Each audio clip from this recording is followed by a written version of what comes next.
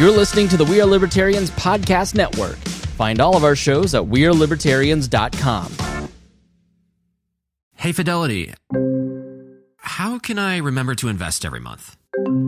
With the Fidelity app, you can choose a schedule and set up recurring investments in stocks and ETFs. Oh, that sounds easier than I thought. You got this. Yeah, I do. Now, where did I put my keys? You will find them where you left them. Investing involves risk, including risk of loss. Fidelity Brokerage Services, LLC, member NYSE, SIPC. You found your person. Now let the Knot help you with everything else. The Knot connects you to the wedding inspo, vendors, venues, and planning tools you need to make your day totally you. Having helped plan 25 million weddings, we've got your back when it comes to every little detail like RSVPs, budgets, and more. Because your wedding comes to life with the connections that matter the most. Get started at theknot.com/audio. The Knot. Let's plan your wedding together. All right, let's get back to some boring subjects. Understand the risk to our country. Freedom brings people together.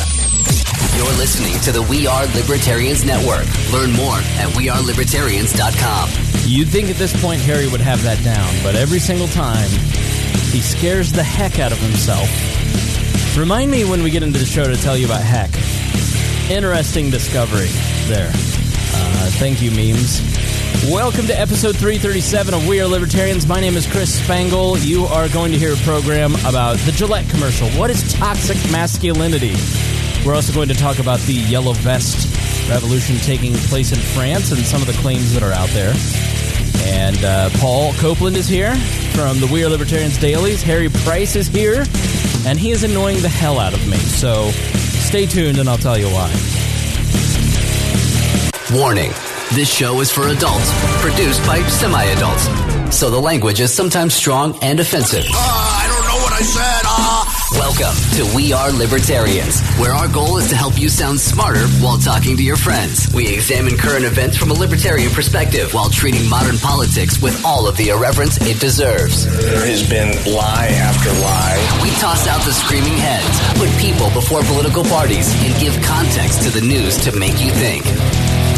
Now, here's our host, a 15-year veteran of politics and media, Chris Spangle. It's been several months, and I still love that introduction. I just love I love it. So good. Benstown are the people that did that for us. Very professional. Like the man said, you're listening to We Are Libertarians, where we talk politics from a libertarian perspective, try to make you sound smarter when you're talking with your friends. We try to bring people together through conversation. We have a definite point of view, but we try not to be mean about it. We're from the Midwest. We're very nice people.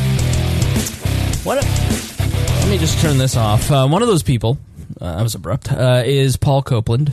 Paul, how are you? I'm doing well. Paul's a very nice Midwestern man, single ladies. He is just very polite. Are you from Indianapolis? Southern Indiana.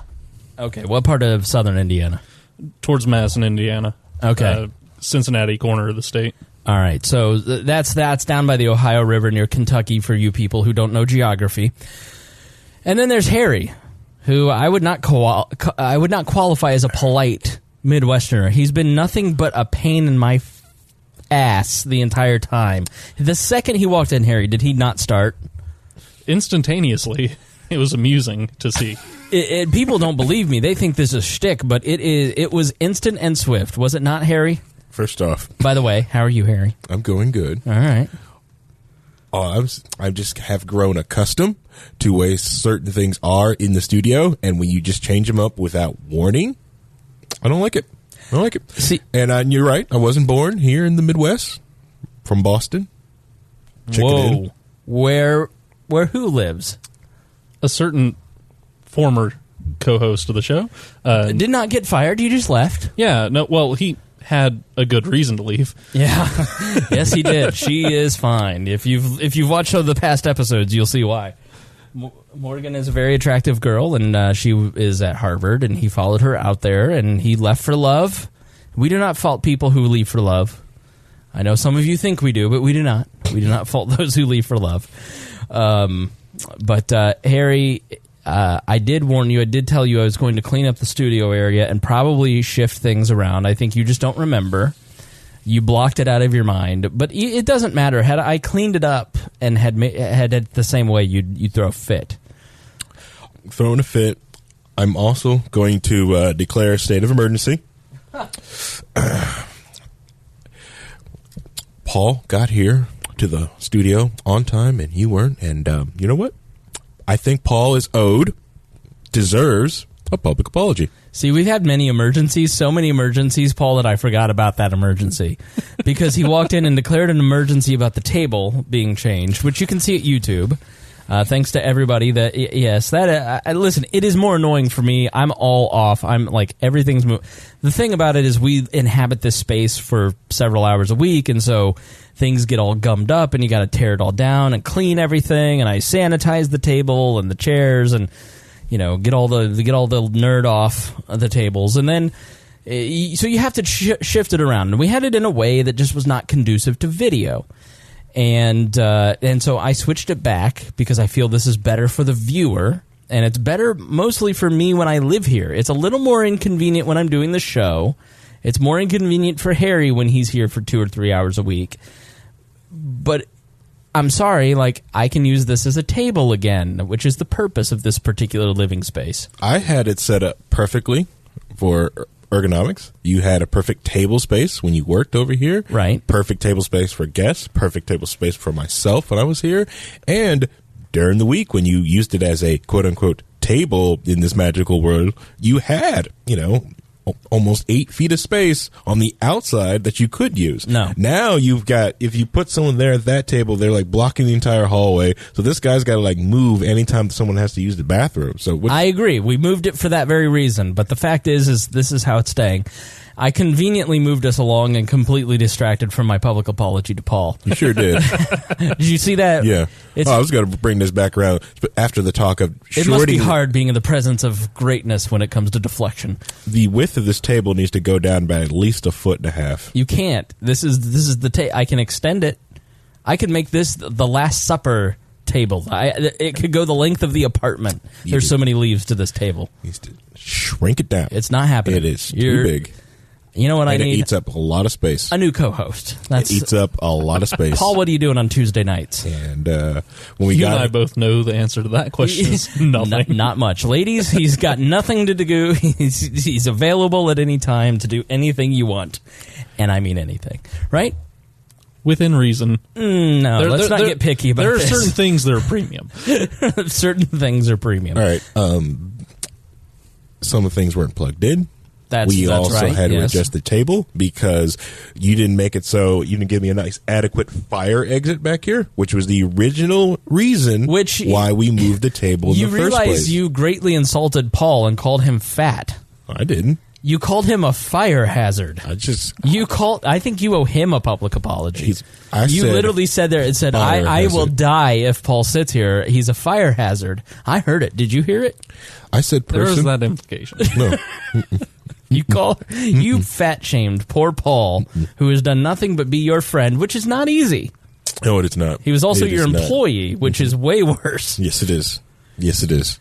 Harry is kind of a tantruming child. He's one of the most responsible grown-up people I've ever met, but he's also... How is your daughter? Because Gunther must just be a handful if she's anything like you. I pray she's like Lacey, but although, knowing what I know about your wife... She's really you're the well-behaved one, right? Correct. Gunther has gotten very, how can I put it, demanding. She's understanding, what she can command, and I'm also noticing there's a lot of she's used to trying to break my stubbornness down. So when she's around other people, she breaks them very easily. Right. With me, she could sit there and cry. And I remember Lacey came home, and she was just sitting there crying. And I was just there eating her dinner in front of her. Because she was just having a tantrum. And I'm like, well, I'm eating this. You know what we're going to do? What? We're going to move the board back over here. There's plenty of space. And I got used to having it just right here, and I'm looking at you, and I can do all my little things. I can't go all the way back here. This is inconvenient. So, I was right? No, you were not right. But moving this over here was a mistake. That part we're going to change right now. Let's do it. No, we're not. We'll wait till after. All right, the back program. to Paul's apology. Yes, Paul is looking for preferable employment. I won't say gainful employment. Apology. I said apology.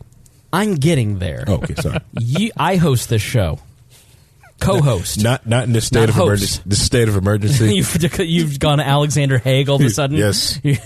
For those of you who don't know, Alexander Haig, when President Reagan was shot, was like the Secretary of Agriculture or something and stood up and declared that he was in charge. I think he might have been Secretary of State, but it was very weird. And George H.W. Bush was like, "No, I don't think so." Who was Vice President? And it's and didn't it spawn like a movie? It was a crappy movie that it spawned. I don't remember. There was a couple of scenes that it spawned. Was it Air Force One? Whatever, it doesn't matter. It's a crappy movie that it like helped spawn a couple of scenes. Back to Paul. Paul is going to help out and do some things digitally. You know, we don't tag our posts. We have like 2,000 WordPress posts on WeirdLibertarians.com, and he's going to go and put tags in them. He's going to update some. He's just going to do a little spring cleaning, and it's going to be a lot of work. And we were to meet an hour before the program started, and we were going to go through this stuff. And about 6:10, because we were going to meet at 6, I get a note from him that says, "I'm hoping you're just in the bathroom," or something. It was like, and gazing out over the parking lot, and I realized that your vehicle isn't here. And that's when I realized it was Tuesday. It wasn't that I had lost track of time. I've lost track of days at this point. Well, it's hilarious because yesterday you said, "Can you come over tomorrow at 6?" Right. It's like, there's not even like an excuse of losing track of what day it was. It's literally the next day. Literally the next day, yes. This is the level that I'm at now. When I hit 34, something happened, and everything in my brain broke. And all of a sudden I became Albert Einstein without the joy. I leave my house without my pants on. My hair's a mess. That's a joke. My hair's great. That's like the one good thing that I like. I don't know about you, Paul. Harry is full of himself, but I have like one good thing about me as a man who's larger. I look at my hair and I'm like, at least I have that. Like I have that, okay? At least my physical looks. I'm a solid 5. All right, nobody laughed. I'm a solid 5. I just thought you were reaching, but keep going. But at least my hair is that of a 10. So, but what was I talking about? You got 7 beard. Paul's apology. He's not letting this go. All right, Paul, I am sorry I was late. It was rude and disrespectful of your time. I would say that it won't happen again, but it will happen again unless you remind me, because I'm a mess. Yep. Is that good enough for you? Yeah, 'cause it's bad that you do it to me, which I made myself a key, so it's okay. But Paul, he was just locked out. I told him about that. I called him on the phone, so we talked on the phone, so we didn't waste the time.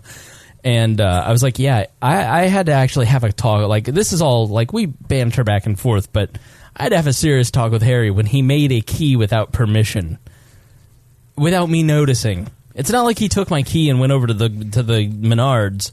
He took like wax paper when I wasn't looking and made a key. And I show up one day and Harry is here. He's got something in the lock, trying to pick the lock to break into my house. I go, Harry, this is the South Side. You cannot do that here. They don't allow that sort of you're not going to get through this if you break into my house. But if I took rims, I'd be fine. You took rims. They don't care about the rims, yeah. But let's be honest. So somebody's got some. Yeah, it's Harry. It's that cable. There's something weird about that particular cable or microphone. So we'll just deal with it. To the left. Yeah, just jiggle and to the left. All right, enough. Let's get on to the big show. We're going to talk about the Yellow Vest protests. Some great research. Sam Schmidt. That's the boys. You may have to take over, Harry, as vice president of Weird Libertarians. getting ready to. You may have to issue Article 25.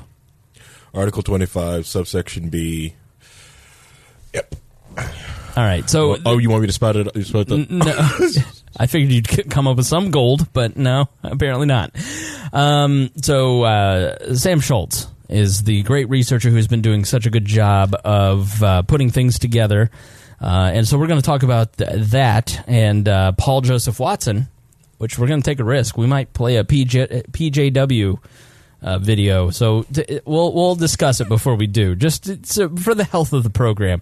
But I want to start with the Gillette commercial. Now, you're not going to be able to see this. You'll have to go and watch it, but I'll play the audio, and I'll kind of describe what's happening in the video. Now, Gillette, what do you have that old commercial that you were playing? I could probably pull it up here. Everybody knows. Yeah, the Gillette commercial. Right. The best a man can get. Sorry, I had to belch there. It's just the Gillette commercial. Because I think that's most razor most guys start off with is Gillette. Because it's the advertising. Yeah, is everywhere. Like this is the 80s here. You're looking sharp. You're looking good. You've come so far. It's like an 80s dude. He's running track. He's helping his son shave. He's getting into the limousine, winning a football game, teaching his son to comb his hair. Oh.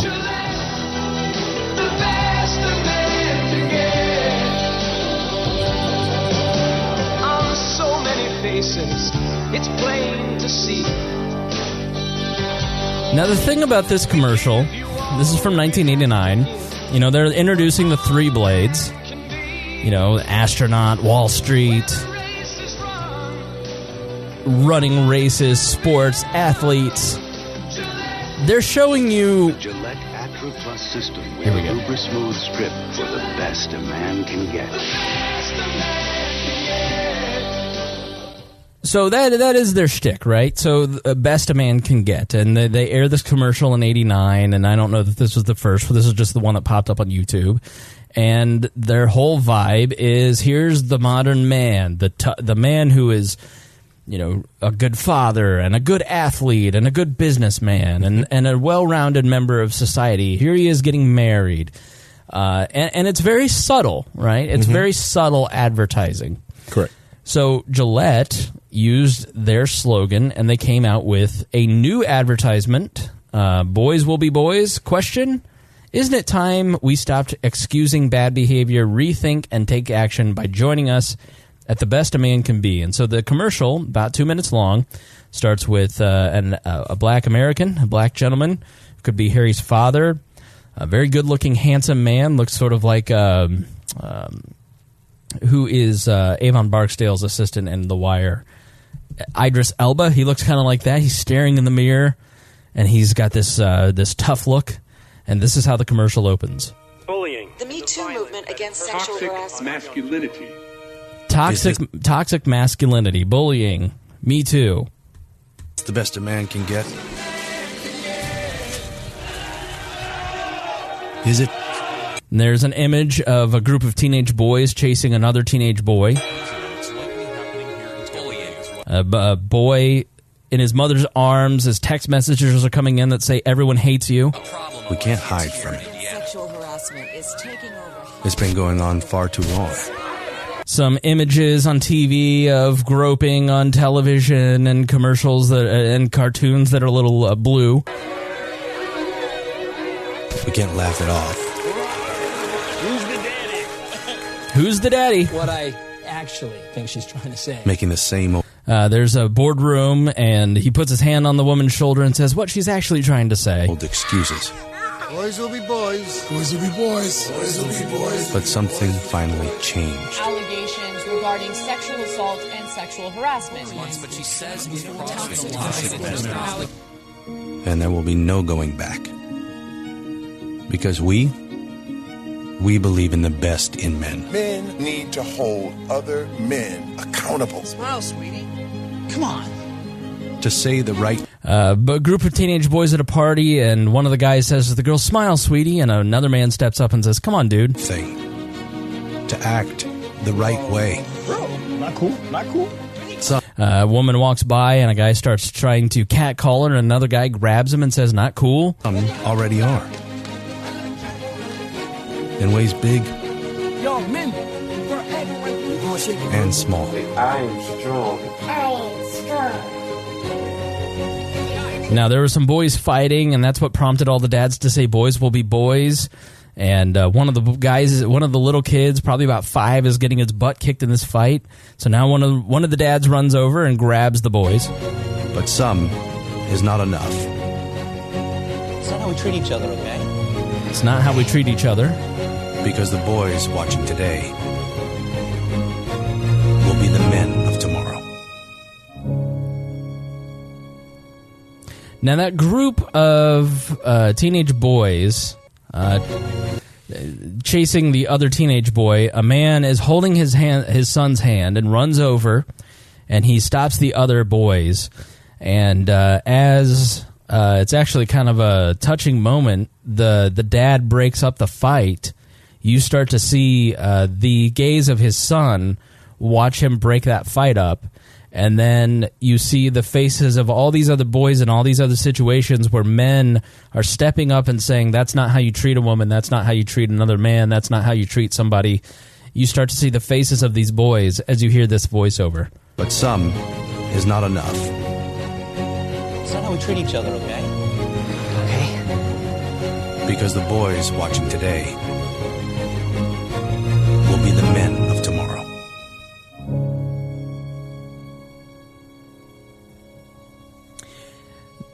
Men can only be men. It's only by challenging ourselves to do more that we can get closer to our best. We are taking action at thebestmencanbe.org. Join us at Gillette. Now, solicited some comments on this on social media, and I wanted to see what people thought of it. And I hit up our group where we talked. We didn't talk about this, but there's visuals. If you want to see the actual apartment, then you can go watch the Facebook Live that we did before the show started in the group, but also weigh in on this if you would like, because I'm interested in your thoughts, because this seems like it's easy and it seems like it's complicated in different ways, which we'll kind of get into. But I think it's an important conversation, and it's sad that commercials have to spark it. So Chris on Facebook said, "Well said, that commercial is awesome." My comment when I posted the video on Twitter and Facebook was, if you're mad about the Gillette commercial, you're probably the guy that needs this the most. Female after female after female have been liking my comment. Let's see. Lynn says, the best commercial ever. They should have saved it for the Super Bowl. Trent says, I watched it just to see what the commotion was about. If I had to complain, I'd say that the term toxic masculinity is subjective and can be modified at whim. But that's about it. I'm not losing sleep over it. I'm a Barstool safety razor guy through and through.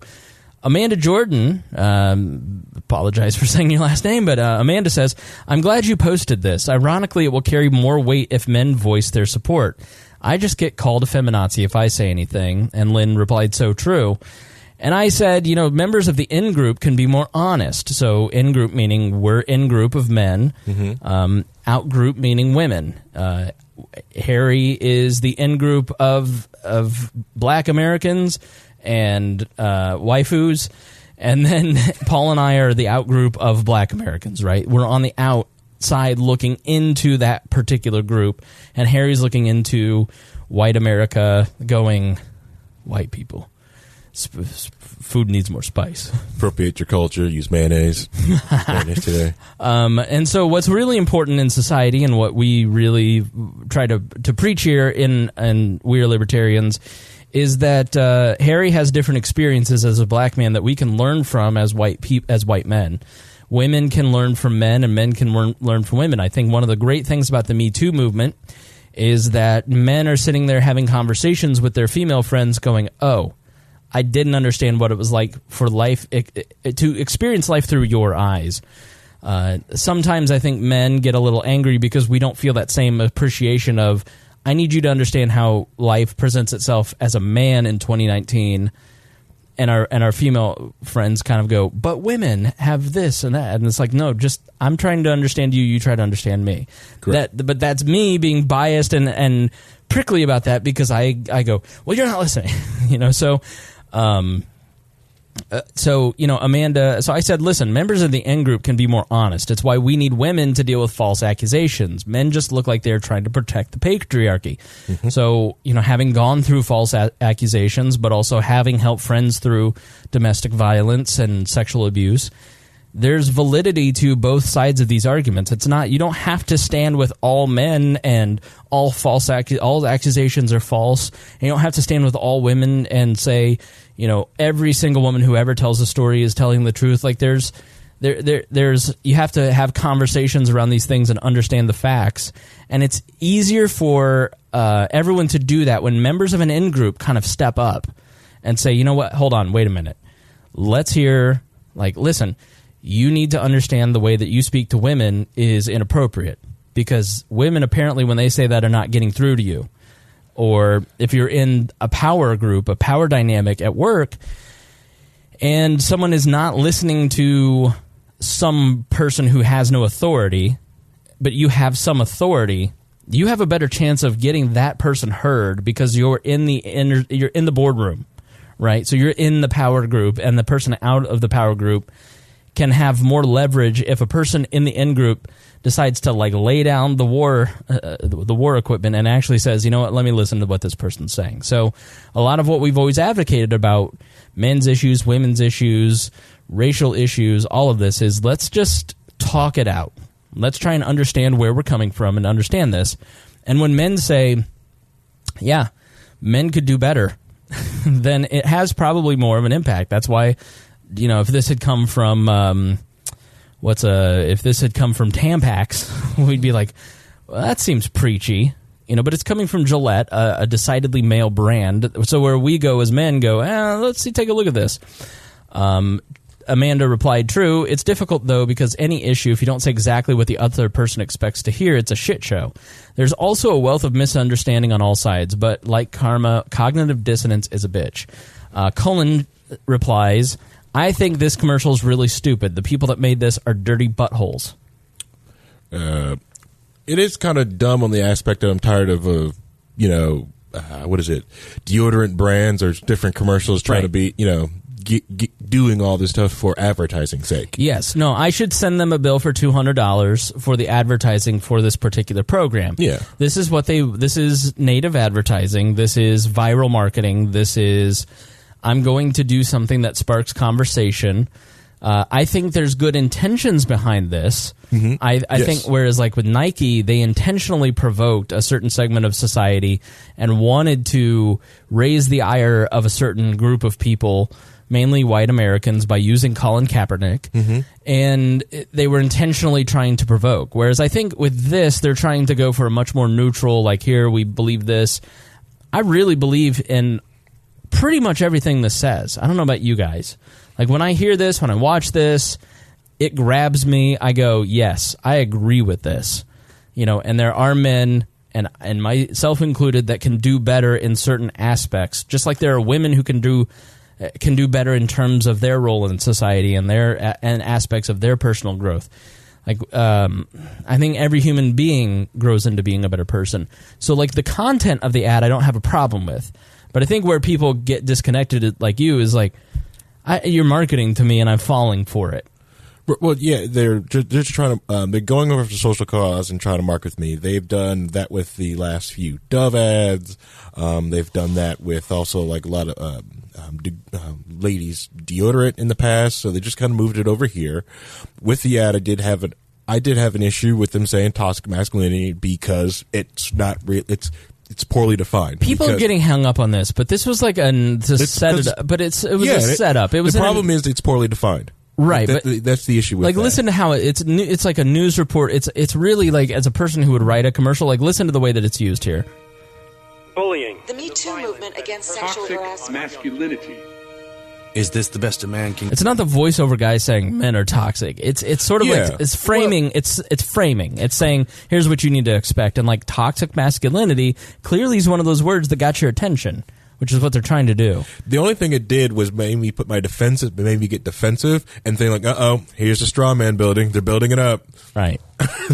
Well, I think one of the bigger problems is a lot of men are feeling attacked from all angles because you have the I forget which psychology board coming out here in just the last couple of weeks here, and basically saying that traditional masculinity is toxic in nature. And, you know, a lot of men are looking at, like, what? Being the provider for my family? You know, that's toxic? You know? Right. Those traditional roles, those traditional values. Right. And, you know, as somebody who aims for a more traditional role in a family myself, when I see something like that, and I have to admit I haven't gone through to read everything that they've put forward there, but it feels kind of insulting. And I think that, you know, that followed up by a commercial from Gillette, they don't even need to exactly look at what the actual messaging is. They just feel attacked. I feel it's the wrong tone necessarily to take, especially for a toiletries company, you know, getting involved in the social quagmire. Yeah. Now, this is the story you referenced, Brianna Helt at Town Hall, which is a right-leaning source story. American Psychological Association, the APA, which is a big deal, labels traditional masculinity as harmful. So that's the headline. But we know that reading headlines doesn't necessarily read the truth, right? Mm-hmm. So let's read a little bit in it. According to the American Psychological Association, the APA, being a traditional man is now considered on par with a mental disorder. Now, this is the writer's perspective. For the first time ever, the APA has issued a set of guidelines for how to approach men and boys specifically within counseling practice. The new APA protocols for mental health professionals working with men and boys released in August, which you can read in entirety by looking up this article. Were recently, the statement finds that, quote, research finds that traditional masculinity is on the whole harmful. Quote, the main thrust of the subsequent research is that traditional masculinity marked by stoicism, competitiveness, dominance, and aggression is on the whole harmful. The January article from the APA goes on to read, men socialized in this way are less likely to engage in healthy behaviors. What is gender in the 2010s? Asked Ryan McDermott, PhD psychologist at the University of South Alabama. He helped write the new men's guidelines. It no longer just this male-female binary. According to McDermott, boys and men identify as gay, bisexual, or transgender face higher than average levels of hostility and pressure to conform to masculine norms.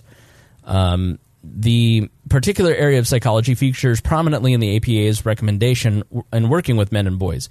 Gender and sexual minorities, too, reads the article, must grapple with societal views of masculinity. This is an ever-shifting territory. When Levant and Rabinowitz launched the guideline and drafting process in 2005, only Massachusetts recognized same-sex marriage. Today, transgender issues are at the forefront of the cultural conversation. So when you hear that... So Rob Dreher at the American Conservative said this move is mostly about the psychologizing the gelding of American males. I don't trust Ryan McDermott to decide what is and what is not healthy masculinity. And I think there is a real war. I do think that, when you hear, things like, or was it, sexism, patriarchy, and male privilege seem to be behind the new guidelines. Masculinity marked by stoicism, competitiveness, dominance, and aggression. There's good ways and bad ways to look at those things, right? Like aggressiveness is bad or dominance is bad if you're watching Surviving R. Kelly, which I finished last night. It is a stunning piece of work. It is everything that is wrong with a lot of things in society. I think you guys haven't watched it, have you? No. Okay. I would recommend that you as parents watch Surviving R. Kelly on Lifetime or Hulu and then show it to your girls when they're age appropriate, because it's going to save a lot of lives. and you're going to see the repeated. You're going to see the consistent. I want to do a show on it, so I won't go too far into it. But like R. Kelly is a man who is currently keeping a cult of women held at hostage against their will. He married Aaliyah at 15. He had the infamous P tape with a 14-year-old girl and another one of his ladies. He somehow didn't go to jail for that. You have a guy who has just an amazing long track record of doing these horrific things, and everybody in the music industry and Hollywood and the public knows it. The black community knows it. You know, he's still singing at churches. He's still singing at the Olympics. He's still selling records. He's still being promoted until finally the Me Too movement in the last couple of years, where the Mute R. Kelly thing has come along, and people finally somehow have gathered the courage to say, no, this isn't okay. Human beings are a cowardly species. It isn't until somebody stands up and says this is wrong that the rest of the herd starts to follow them, which is why you should never be shy about speaking your beliefs, because you never know who's going to stand up and follow. You feel like you're all alone, but the second you stand up and say, I believe this thing, millions of people stand up and go, yeah, me too. I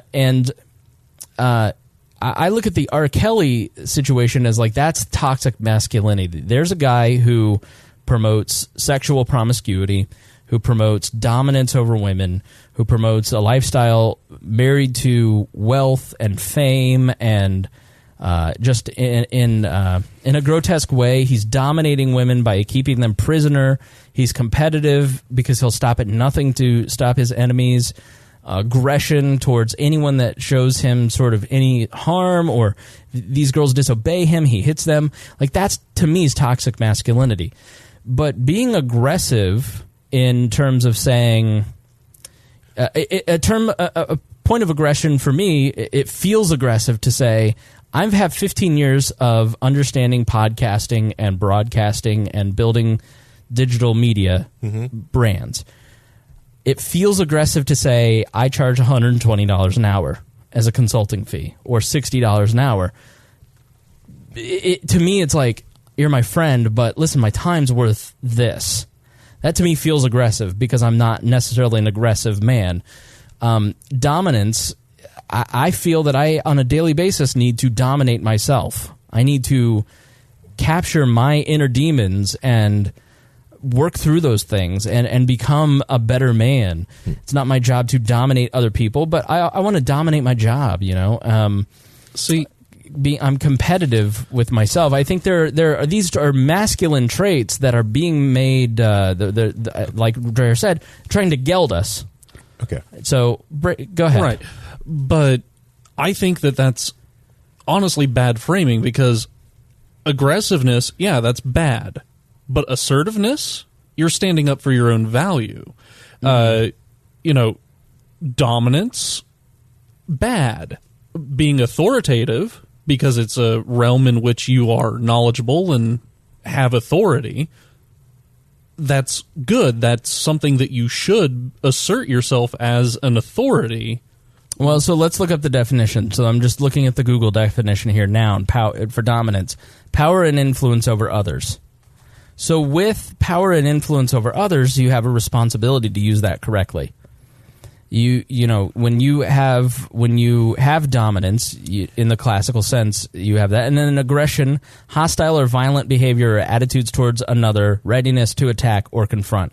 So I agree on aggressiveness. I'm not for that particular thing. My thing with it, right, is the framing of the whole framing of the word, of saying that it is toxic masculinity. Why can't it just be a toxic behavior? Now, you may say that, these are these gender terms, but I'm sorry, to me, that it shuts me down when I hear stuff like that, especially with Paul was saying that men are being attacked on all sides from this, because as any single guys are out there, I'm sure they have hit their share of, females of the species being toxic, and no one really talking about it.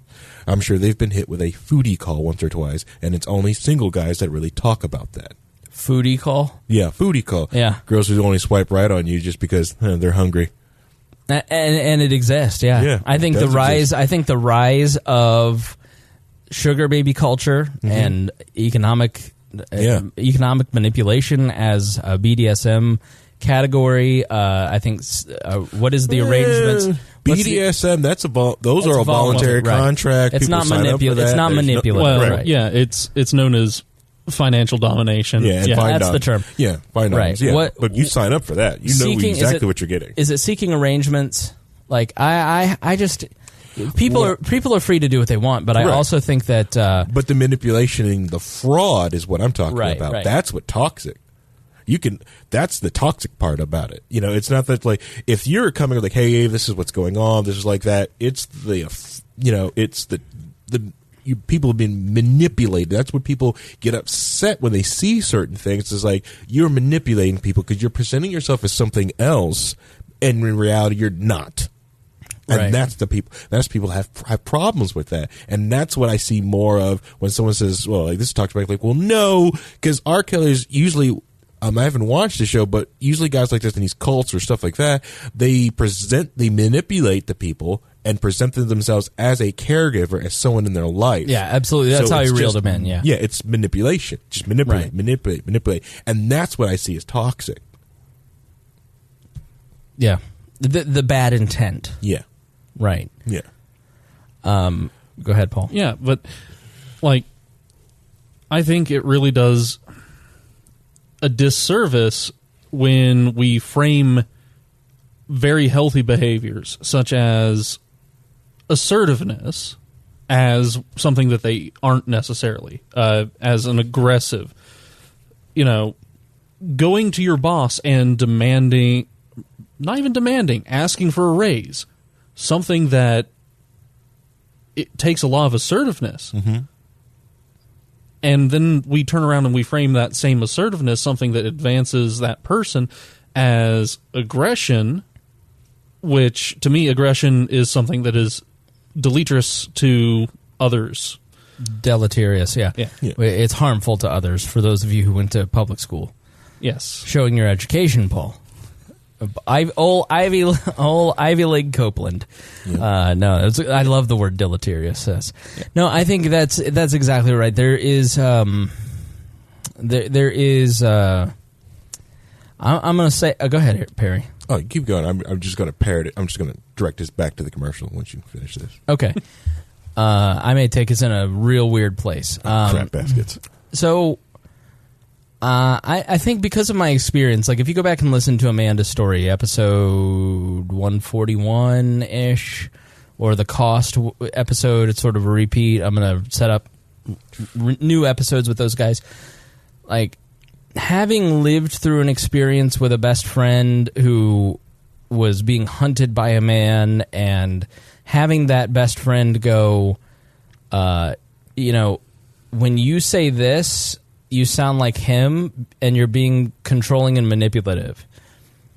I think it is really important for guys, especially younger guys who aren't necessarily good with women, to really latch on to their female friends, seek nothing but friendship, first of all, and to if you're talking to a girl and you're not good with women, like, get with a girlfriend that you know is emotionally stable. That's the key. Mm-hmm. And say, like, what do you think of this? Like, what am I doing wrong here? And she's going to point out so many red flags, and that really helped. That helped me a lot. There's another book called Mate by Jeffrey Miller and Tucker Max, and they did a mating grounds podcast, and it's for both men and women. It's great, like, where they really talked about the laws of attraction, and it's not in like that, skeezy the game sort of. I'm going to neg you, because it's that's not what works. What works is being the best version of yourself. Like, if you're a man or a woman and you want to be successful in life, start with improving yourself. You will immediately start getting better at dating, getting better at your job, getting better at being a dad, getting better at being a father, the same thing. Some people are dads and some people are fathers. This is going back to the sugar daddy thing. Yeah, you're either the father or your daddy. Go back to you're a better husband. You as a man, I'm going to say this, and I don't mean this in a way that is upholding the patriarchy. I think that a lot of women, when I say this to them, they agree with me. But it's hard when you have these conversations in public because sometimes people want to twist it against their biases. Men are supposed to be leaders. And I think in a relationship or in a workplace or in life, you're supposed to lead. And to lead, you have to have an understanding of what is a good moral compass. And I think what I like about this commercial is that it is saying, you know what the right thing to do is. It's already inherent in you. If you see a child being picked on, you should intervene. You shouldn't allow another boy to hit another boy and violate his person because boys will be boys. Like, you're not supposed to just let kids beat each other. Like, they're if you want to know why our society is violent, it's like our friend Sarah Brady Wagner, she's a nanny, and she's like, it's sort of fun to teach 3-year-old boys that they can hit each other. They just have to ask permission first. And to watch these boys go, may I hit you? Yes. You know, because men are inherently aggressive, but you have to learn as a child, as a man, that you have to channel that and funnel that in a good way, and you have to be a leader. And I think men are laying down as leaders. I think we are failing at leading our society. We're failing at leading our families. We're failing at leading our movements. We're failing at leading everything. And we're outsourcing the leading to politicians, to our women. I think that women are just tired. Like, women are fed up, and I think they have every right to be. I think women are tired of coming home and doing everything. They feel they're doing everything. And but at the same time, I also think that men aren't getting enough of a break. And I know that this sounds like cognitive dissonance, but think about it this way. I was in a group chat with some friends, and the women folk in the chat, their boyfriends were in the chat, which was awkward, the women folk were complaining that these guys don't do housework. They're lazy. Mm-hmm. They play video games. They're do nothing, good nothing. Why do I have to teach a man how to be a man? And I said, you know what? You're really unfair. You're being unfair to men, because millennial men, starting with millennial men, are more willing to work on these problems in society than any generation before. Saying, I know there's a problem. I want to know how I can help fix it, as opposed to, shut up, broad, or with a Mad Men world, or, you know, like... Talk back to me. But you have to understand we're in a fundamental shift of societal norms in so many different areas of life. And the dynamics between men and women, I think, is one area where things are completely different than they were 2 generations ago. And nobody's having the conversation about how to even, like, arrange housework, right? So your grandfather... You know, the greatest generation guy, that guy didn't do any housework. Did your grandfather's, Harry, yours may be different. What the heck? Are you sure? Are you sure? Are you sure? Yes. I'm not saying every, but by and large. You're right. No one... No one chopped that wood. The roof, magically didn't leak on its own. I'm the saying outside of the house got painted. The grass got cut. There were boy chores and there were girl chores. Yeah. And now... I find it hilarious when someone says, like, hey, you're not, keep up with this. Like, dude, laundry is easy compared to cutting grass. I'll do laundry all day than cut grass. Yeah. I remember, like, it's just this weekend, Lacey's like, give me the snowblower. I want to do the driveway. You want to do the driveway? Sure can. She's out there for like a few seconds with that snowblower. And, I just hear it stop. She's just stuck. It's jammed. She tried to get because she ran over some leaves in it. And it was just like, this is funny. And I'm in there just folding, like, look at that. It's great. It's awesome. Drink another margarita. It should also be noted that you make your wife do all the boy chores. Yeah. Especially when she asks. Right. Yeah. That's the other thing is this communication there. Just bring it up. Right. Did you talk to him about this? Did you ask about this? That's always like the first question I ask. Like, did you bring this up? No. Well, how'd you bring, or if it's yes, how'd you bring this up? Well, I've been yelling at him for 5 years. I don't know. If you just belittle somebody, they don't typically listen to you. But here, let me finish my point. So, by and large, I'm looking at larger trends. Okay? Now, when I do this, it makes libertarians crazy because we're individualists. Mm-hmm. And you have to understand that there are larger trends. Why does medicine exist? Because a lot of, like, I have this little pain on my thumbnail, right to the right of my thumbnail, and it's very tender. and there's a medical condition known as like swollen cuticle. And it's because there is a pattern of human beings getting swollen cuticles. Human beings are pack animals. It's why when you go out on Friday night, look at all the North Fests. We mimic each other.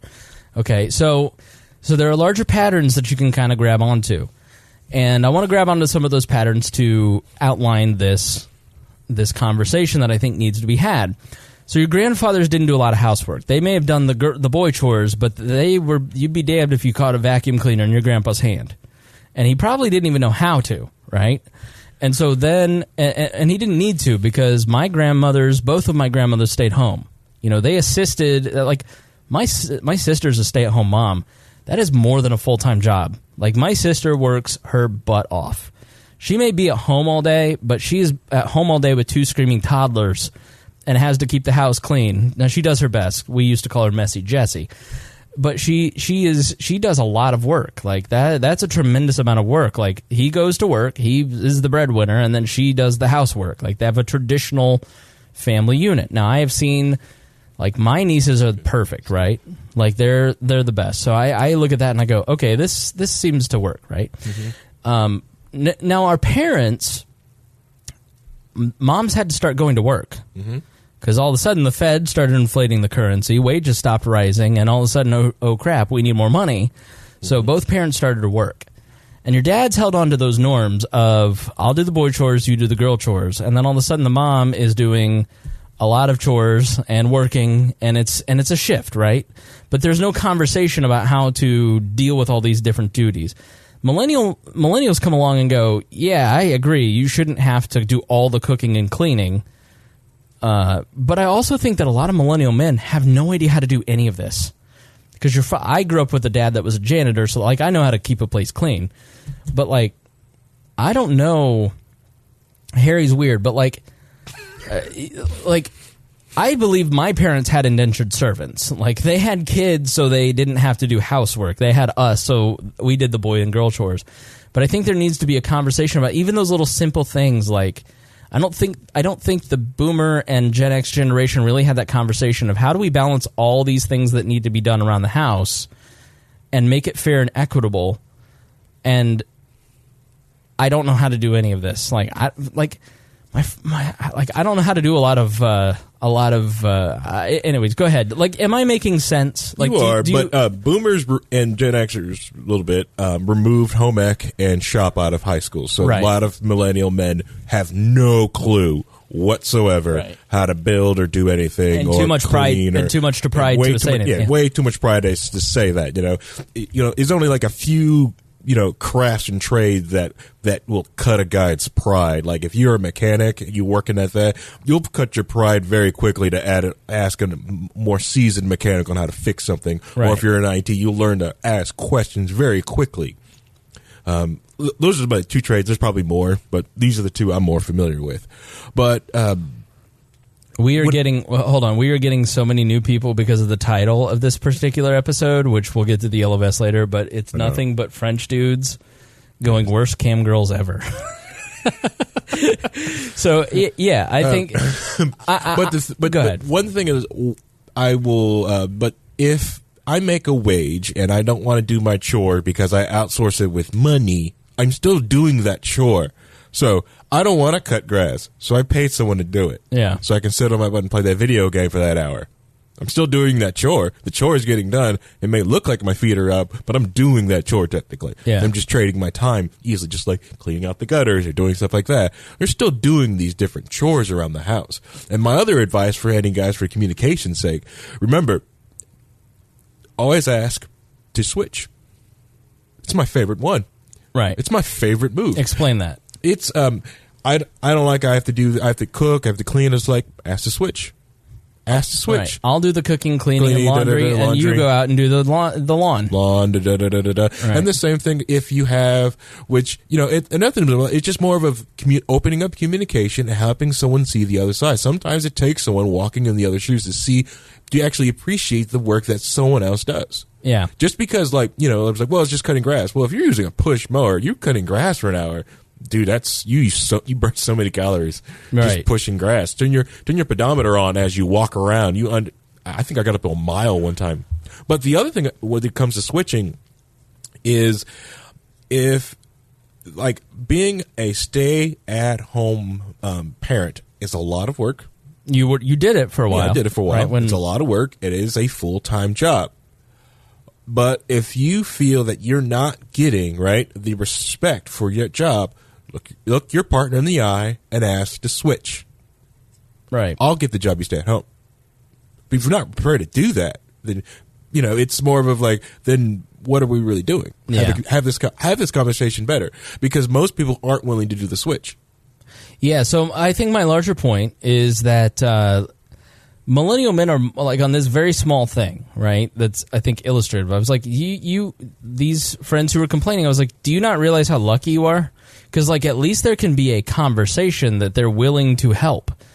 You just may not be treating them with enough respect to understand that they're too embarrassed to say, I don't know how to clean a toilet. Right. It's like little things like that where nobody ever trained them. And I think we're letting like these, men are all, like, we grew up with the image of the worthless dad who was just a piece of garbage, who was helpless and feckless, and like Homer Simpson and Al Bundy and, and I think that has kind of seeped into culture where women, it's girl power, they're badasses, they can do anything, there's going to be a woman president.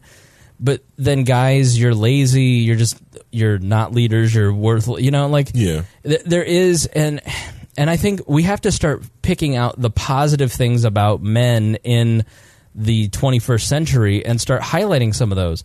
The problem is that when you do that, when you're Jordan Peterson and you come along and you say, here's a structure, here is a framework for you as a man to be a better man, the harpies in this society start writing horrible hit pieces on a guy who has changed the life of millions of men around the world through empowering them to be better partners, to be better men, not to preserve that toxic masculinity of R. Kelly or John Wayne or any of that, but to be an emotionally connected partner who is willing to do the work, who is willing to actually have conversations. The other thing when it comes to when you find out from this whole switch thing, right, is that you can also bring a different set of eyes to the table because the way guys think. Right. Guys, for some reason, majority of the guys I've run into, we think power tools. Right. I'm sorry. I deal with a lot of mechanics or people who mechanically engineer minded. We always go to power tools. So everything's a power tool, right? And everything's a load base, and we processes. Right. So a lot of times, like when I took over the cleaning, it was like, okay, the process here is just wrong. That's the problem. So I went out, got a bigger dishwasher, a bigger clothes washer. I went and got like a power tool thing to clean the toilet faster and the bathroom. So I just sit there with a power drill, gets everything going half the time. Half the time, more tools. That SNL commercial about the stay-at-home dad and that massive tools and stuff like that, dude. That actually, I was like, man, I wanted that. I want to ride on vacuum cleaner. I'd use that sucker. You love new things. Power tools. You love to complicate. You're Mr. Complication. How hard is it to keep a little brush next to your toilet? You save what? 30 I got seconds. A stick with you put a battery in. Done. And shit water going everywhere. You wipe everything down. You're the one who's got your toothbrush next to the shit water and don't lower your freaking seat. That's disgusting. I bet I bring a black light in there on your toothbrush, and that's disgusting. I disinfect my toothbrush, my loofah. Good. My razor. I do a lot. Yep, I do that all the time with the rubbing alcohol. Hit that, kill off those germs. Peroxide, whatever. You got to disinfect. It's also, important. black lights are very good to teach your sons to clean the bathroom correctly. All right, I don't want to get. All right, glows under black lights. Yes, those boys peeing everywhere. Make them see their urine.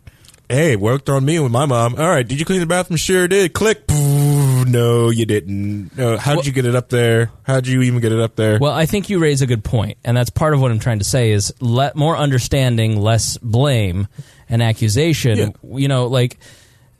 Check your bias. I think that you raised a really good point there where and I think men need to see this too, that when you invite women into traditionally male places, they start to change things, but that change can be good too because women have many great qualities like they're more empathetic. I think they're more sensitive. They They add a lot to the workplace. They add a lot to safety-minded. There's just different ways, different modes of thinking. I think we do ourselves a disservice by saying there are no differences between men and women. I reject that wholly.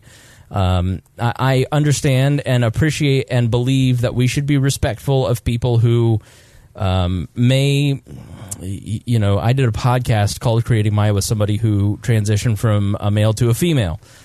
And it was a learning experience for me in tolerance and understanding, in appreciation for somebody who I don't understand how they think or why they think the ways that they do or the changes they want to make, but it doesn't matter.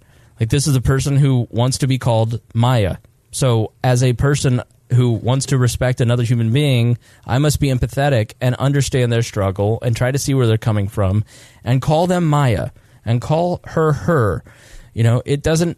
It doesn't hurt you to be nice. And I like all these 14-year-old boys on Instagram who follow Ben Shapiro who are just like with trans, it's just like inflammatory. You just go like, what? Like, why don't you actually meet a trans person and understand the hell that they're going through? But I think your point is well taken, Harry, where you invited in your home a male to do the traditionally female roles, and then all of a sudden things were done differently but maybe more effectively because you said, hey, this way that it's always been done by our parents probably isn't effective, let's do it this way. I think male-dominated industries or environments can benefit from having females in traditionally male places, and the environments can kind of change. Correct. Yeah, it's better for me, and it's just a way of thinking. Like, to me, I'd rather run the dishwasher 5 times to clean like 2 dishes other than sitting in the sink going like this because I could just hit a button and walk off. Yeah, I make it cook. What? Walk off. Mr. Conservation. It's water. It's water. Okay? It's water. So, but... and coal power. I also think there needs to be spaces in society where men can be men. And there can be conversations where it's exclusive. Like our chats, we have one chat that is all men, and the conversation can be a little different in there because it's just different. Not supposed to talk about the top secret patriarchy chat. You're right. All right, two merits. I'm more offended that I wasn't invited to that one. Harry's not in it anymore. What? You're basically not in it. Yeah, I'm not in it. You're not. You didn't even know about the big news this week, which I should have mentioned way earlier than this. No one cares. Moving on, back to the Gillette commercial. One with Sarah talking about the guy. Like, yeah, in that commercial, when I saw the boys doing that, I was like, whoa. We're gonna do this sportingly, one at a time, and only if we all agree to this. And we're gonna bring some rules. Hitting each other. Yeah, we're gonna bring some rules. Gloves, helmets, please. Mouth guards, go. Well, everyone agrees. No one agrees, then back off. But it also felt like they stole a scene from Karate Kid too. That's what I saw when that dad jumped into that fight scene in the Gillette commercial. Like, is this Karate Kid?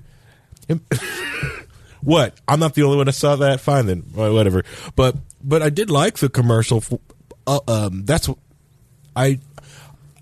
I did have an issue with the guy and the stereotypical, like, sitting behind the barbecue going, boys will be boys, boys will be boys, boys will be like, so sometimes. We saw that with Kavanaugh. I mean, if Kavanaugh was guilty of what he was accused of, there's no boys will be boys about it. It doesn't matter if he was 17. He was intentionally inflicting harm on another person. He was using violence against someone, and he should be held accountable no matter what age, in my opinion. Correct. Most people who say that is usually when a boy get dirty. Right. They get dirty. Right. They play with bugs. They like just do something destructive of their own toys or something. Right? My That's family boys will be boys. My family's in for a world of hurt. We've had 2 perfect, sweet baby angels, and 2 girls, and there's a boy on the way in the family. My brother is having a boy, and boys just have a level of energy that is so much more than girls. Like, they are hell-bent on suicide at every minute of the day when they're 3. Like, they're just there's a difference. There just is. Yep. It's a different role biologically. Right. And that's, for 250,000 years, that's what has kept the species going. Mm-hmm. We'll follow #BoyMom on Instagram, and it's hilarious. So... To go back to the commercial, because I don't want to ask this question because it'll divert us too far again. Yeah, because it's 9 now. To go back to the question, is it? Yeah. Oh, shit. We haven't even started the second topic. Nope. Maybe we ought to do 2 shows. You think we should split them into 2 shows? It's a long week for me. All right. So here's the thing. What I liked about the commercial, the advertisement of it aside, which we'll talk about in our final little segment here. The thing that I was amazed about with R. Kelly is that nobody spoke up. Yeah. And, there are times when speaking up and saying things like, I had a situation today where there's just somebody around a thing I'm involved in, and I just think that this person is a dangerous person, and he makes people feel uncomfortable, and I'm in a less powerful position than other people, and I made myself known, and I got a little pushback for it, and a little bit of, it's not your place. But, I just think men need at a certain point to start saying, hey, this guy's not allowed to come to the party anymore, and it's because he makes all the women feel uncomfortable. Yeah. Or when you're out with your friends, there's a difference between a joke and this guy's just being downright disrespectful and harassing people. And I think men, part of leading is standing up and saying, for the more agreeable people in our society or the less powerful, part of being a man is standing up and saying, this isn't right, this needs to be fixed, or we need, as a group, to take a harder look at this particular individual or this behavior or this thing, right? I don't think we need to fundamentally change society, but I think men have lost their sense of justice, and we need to regain it. I think we have lost the idea that the powerful have to stand up for the powerless instead of the powerful getting more power. And that isn't just in a populist frame of mind where Wall Street needs to come down. It's in our everyday lives. There have to be examples in your guys' life where you see the powerful picking on the powerless and nobody says anything. Correct. Yeah. And I always feel, and you are right, once you start saying it yourself, I've seen it at work too, and when someone say something and everyone just kind of laugh it off, hey, that's uncool. Honestly, you change your words. Right. I see what you're trying to say, but the word you're using is offensive. Right. We're all working professionals here. We're all engineers. You can think of another word. Right. It's happened on the show. Things that we've said on the air, people have come back and said, hey, that wasn't cool. I know you were kidding, but and we lost a co-host over it. I was just downright. I thought I was being funny, and Seth thought I was being disrespectful, and I was wrong. It wasn't, he didn't think it was funny, he wasn't in on the joke, and so therefore it wasn't cool, and it probably wasn't cool even if he was in on the joke. So you have to have people to stand up and go, hey, come on. So the other part of it is that we're being sold something here, corporations are using positive messages like this. You can look at it 2 ways. A, they have a platform and the money to push that positive message, so good. We need some corporations to take social responsibility. Or B, it's a cynical ploy for them to get conversation on podcasts for free. Yeah. I just want Gillette to lower their prices. I love the razors, but I don't shave enough to buy them. So I actually use Harry's razors now. I'm a Harry's man myself. Yep. They last long enough. Yep. Actually got I hated the razors. Then I watched your boss shave with it, and I copied his technique, and it shaved better with it. Yeah. Yeah. Excellent. Yeah. All right. So final thoughts on this issue before we move on to the next subject. I'm just sorry. I just weirded out. I just realized your boss showed me how to shave. Did he wrap his arms around you when he did it? Or well, I didn't shave when I was with my dad and living in the house. I didn't start shaving until I left the house. So yeah. Yeah. But, yeah. No, I just have a little bit of a problem with a major corporation weighing in on political issues the same way that I don't necessarily want to hear my favorite band's political views. to me, it's a time and a place sort of thing, and maybe it's the time and the place for them to be involved as a corporation, but I don't know. Yeah. I think we're just past the point where your favorite brand is just trying to advertise to you. This is society now. Everything is political. Everything is a message. Everything has meaning. And it's partly because millennials who attach everything they do to meaning are now taking a greater share of the workload and the decision-making roles in their corporations and in business. And we fundamentally think that if you're going to do something, it ought to have a purpose. Yeah. I'm not quite sure how I feel about all that. So. All right. Well, I'm glad we could have you on to say that you weren't quite sure. That's great analysis. I'm just not sure. No, it's fine. I'm teasing you. You should say I'm not sure. If I'm honest, I was distracting him with the always campaign of the throw like a girl and run like a girl campaign. Can you please stop playing the waifu game in the middle of the podcast, by the way? No. Yeah. All right. So Paul Joseph Watson is connected to InfoWars, and it says he's a former conspiracy theorist. And I after Trump won, started watching all of the new right, alt right, all those people. You know, Paul Joseph Watson fundamentally rejects the term alt right, so I will not call him that. The New York Times would call him that, but I think that Richard Spencer is alt-right, but this is the new right? Okay? So, go ahead. Yeah, because Paul Joseph Watson isn't alt-right. Alt-right isn't right-wing. Right. Paul Joseph Watson is actually right-wing. Alt-righters are lefties who want to call themselves right-wingers. Right, who are fascists. Fascists, yeah, they're left-wingers. So, he's a controversial figure, and he's not necessarily somebody that we would normally play on the show. But I have watched a lot of his videos. I've watched a lot of Alex Jones. I've watched a lot of Count Dankula. You know, we've played these people on the show in the past because sometimes they have something that I think is important or interesting to say. And no Luke Rudowski? I never have heard that name. He did a great video of him actually, down there in France and in Venezuela. So right, I'll send you some. So I don't know if I want to play the video because it's 7 minutes long. I want to kind of break down some of the points, but we probably should. But here's my thing. I don't want to play this video because I don't want people to think that I agree with everything the guy has ever said, because I don't know everything he's ever said, and I probably wouldn't like a lot of what he may have said, and I like some of what he has said.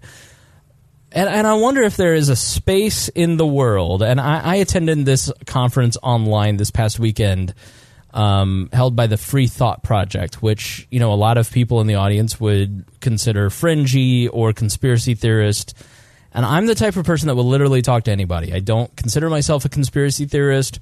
I have one former listener who is still very angry at me and sending me emails and documents about 9/11 because I don't believe in the 9/11 truth conspiracies or whatever.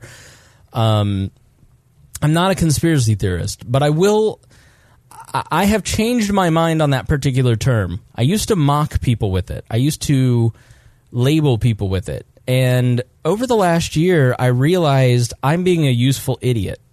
When I use that term to diminish a person's being or every word that comes out of their mouth, I'm actually being part of the censorship problem. Because Paul Joseph Watson on the Yellow Vest stuff, I thought had some interesting things, and I wanted to fact check it, which is what we've done. So the reality in this day and age is that if you play something like this, you're automatically associated with, oh, this is just a person who's promoting the ideas of Paul Joseph Watson. Mm-hmm. When in reality, after we play this video or parts of this video, we're then going to... we fact-checked the heck out of it. Sam Schultz did a great job with the research on this, and I wanted to, because I watched it and I went, okay, is this true? Because there are things in here where you kind of go... jump to conclusions. Or this is a compelling argument from a compelling person, but what's really happening in France right now? Like, is it as authoritarian as they may say? So I'm going to play a little, just so you have a flavor of it, but I want to open it up to you guys. when you play something like this, do you immediately, forever, in the minds of your audience, you turn them off from you and they associate you with these people? Or do you think that there is a space where we as a society can touch the third rail and examine the words of this person or this group of people? Because to me, Ocasio-Cortez, that Green New Deal episode was stunning. That is far more radical person than Alex Jones is. Alexandria Ocasio-Cortez her ideas are absolutely frightening. Mm-hmm. Alex Jones, I don't think has an ideology. I think he just has a bunch of feelings. Yeah. But he's the GOAT in society, but then this person's celebrated and you go, this doesn't add up. But we'll take the left, we can talk about the left without penalty. Mm-hmm. But you can't talk about anybody who's on the right that is influencing a lot of people. Right. Am I crazy to play this? Am I going to forever ruin We Are Libertarians? You've tried to ruin it in the past with various clothing choices. So, yeah, I doubt this will do anything. Okay. Do any harm. Paul, you're much less of a... I really want to give some credit to our audience that, we can examine the ideas of another group without them assuming that we've adopting them. Yes, yeah. You're right. Our audience it's adults. We're going to treat our audience like adults or semi-adults. Well, no, our audience are adults, but we're semi-adults. Oh, okay, right. All right. So this is Paul Joseph Watson, a YouTuber, and he works for InfoWars. So here's what he had to say about. This video is titled, What They're Not Telling You About the Yellow Vests. The French government is so terrified of the Yellow Vest movement, they're debating new laws that would criminalise all unauthorised protests, meaning you would need government permission to protest the government, otherwise known as dictatorship or martial law. Protest leaders are now being handcuffed and abducted in the night, like something out of Stasi East Germany. Yellow Vest organiser Eric Drouet was arrested and faces trial for, quote, organising an undeclared demonstration while meeting with friends at a restaurant. Call of Duty Modern Warfare 3, 2011. Paris, 2019. They look when the identical. city looks like a screenshot from an apocalyptic video game. Every weekend, something's gone drastically wrong. On Saturday, Caen looked more like a battlefield than a city. The Virgin Antifa rioter versus the Chad French rioter hides behind a mask, poses no real threat to authority, just breaks shit with no purpose, sports a sexy yellow vest, caused actual change, breaks shit because he's fed up with taxes. Now, you know I don't advocate violence. And this guy claims he was angry because his wife got tear gassed. But when Christoph Dettinger, despite being targeted by the media and authorities, doxed and having his home raided, becomes an overnight icon, you know whose side the public are on. I don't want to see Paris torn up, but when Antifa attacks banks, the left cheers. When yellow vests do the same, it's a dark harbinger of a fascist takeover. But President Macron is a globalist authoritarian, and the only way authoritarians know how to react to disobedience is with violence. But the underpaid and overworked French police will eventually join their fellow countrymen, and the king will have no clothes. As Tom Luongo writes, the Yellow Vest movement is coffin nails for the EU because it illustrates how the EU is a scam, and all of its policies were designed to do exactly what it's done. Impoverish the working classes, enrich the aristocracy, and enforce it through a Byzantine bureaucracy that makes the world of Terry Gilliam's Brazil look like a Toyota factory floor. Now Yellow Vest activists are tearing down EU flags. When he was elected, Macron was hailed as the saviour of globalism. Little over a year later, and his approval rating is at 23%, while his citizens are using forklift trucks to smash into the Ministry of Finance and Economy building. Meanwhile, the establishment has set in motion a character assassination of the small but growing Yellow Vest movement in the UK. Ramona MP Anna Soubry was called... oh my god. She was called a Nazi! Soubry is a Nazi! Right. Prompting a contrived, hysterical media narrative that new laws need to be passed to prevent the abuse of politicians. Because Anna Soubry would never smear ordinary working class people as Nazis or fascists. would she? These are fascists, fascists, fascists, fascists. Owen Jones is the voice of the working class. These gentlemen were just the wrong kind of working class. Yeah, where was the outrage when Jacob Rees-Mogg's children were being abused by vile left-wing thugs? Your daddy's a totally horrible person. How about Nigel Farage's family being repeatedly attacked and abused? So there is a real double standard here that those of us that have taken on the establishment have to endure the abuse. Those within the establishment get a taste of it, and suddenly they want the law changed. The left has been pulling stunts like that for years. But as soon as one establishment MP gets a bit of lip, you all freak out and wet the bed. Give me a break. A right-wing AfD politician in Germany is beaten almost to death by left-wing terrorists, and it barely makes the news. While every screaming top headline for 2 days was about someone being mean to Anna Soubry, and it was all part of a coordinated scheme to digitally assassinate one of the leaders of the UK Yellow Vest movement. Social media accounts banned, PayPal accounts deleted, doxing, journalists harassing their elderly parents, thousands of jihadists roaming our streets every day, people being stabbed to death every single day. Gotta get those dangerous 13-year-old girls off the streets, though. Then there's this bizarre footage out of Holland, which shows a woman wearing a yellow vest being dragged away from a baby stroller by police. The incident was apparently some kind of police training or social experiment,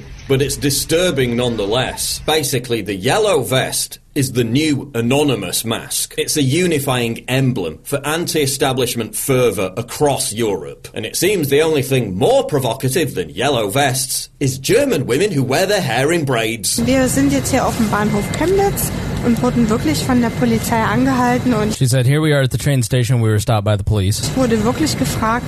And I was just asked by the police what my political opinions were. Was ich für eine politische Meinung habe. They asked if I had right-wing political views because of my braids. Ob ich denn nicht eine rechte Meinung vertrete, weil ich Zöpfe habe. There's also I am totally shocked. Speculation raging, which is unconfirmed at this point, that governments are already conspiring with mainstream media networks to release pre-written stories if tensions escalate that will do everything possible to minimise the chance of events being seen as a European spring. We've already seen mainstream TV channels in France photoshopping and censoring anti-Macron protest signs. The Yellow Vest movement. And in that, he showed the actual picture of the sign and then the screenshot of the sign, and they had completely photoshopped the sign. Utterly terrifies the elite because it unites aspects of both the left and the right. As French philosopher Alain de Benoist points out, the Yellow Vest movement is historic because it unites people with shared grievances from both sides of the political spectrum. Let's get one thing clear.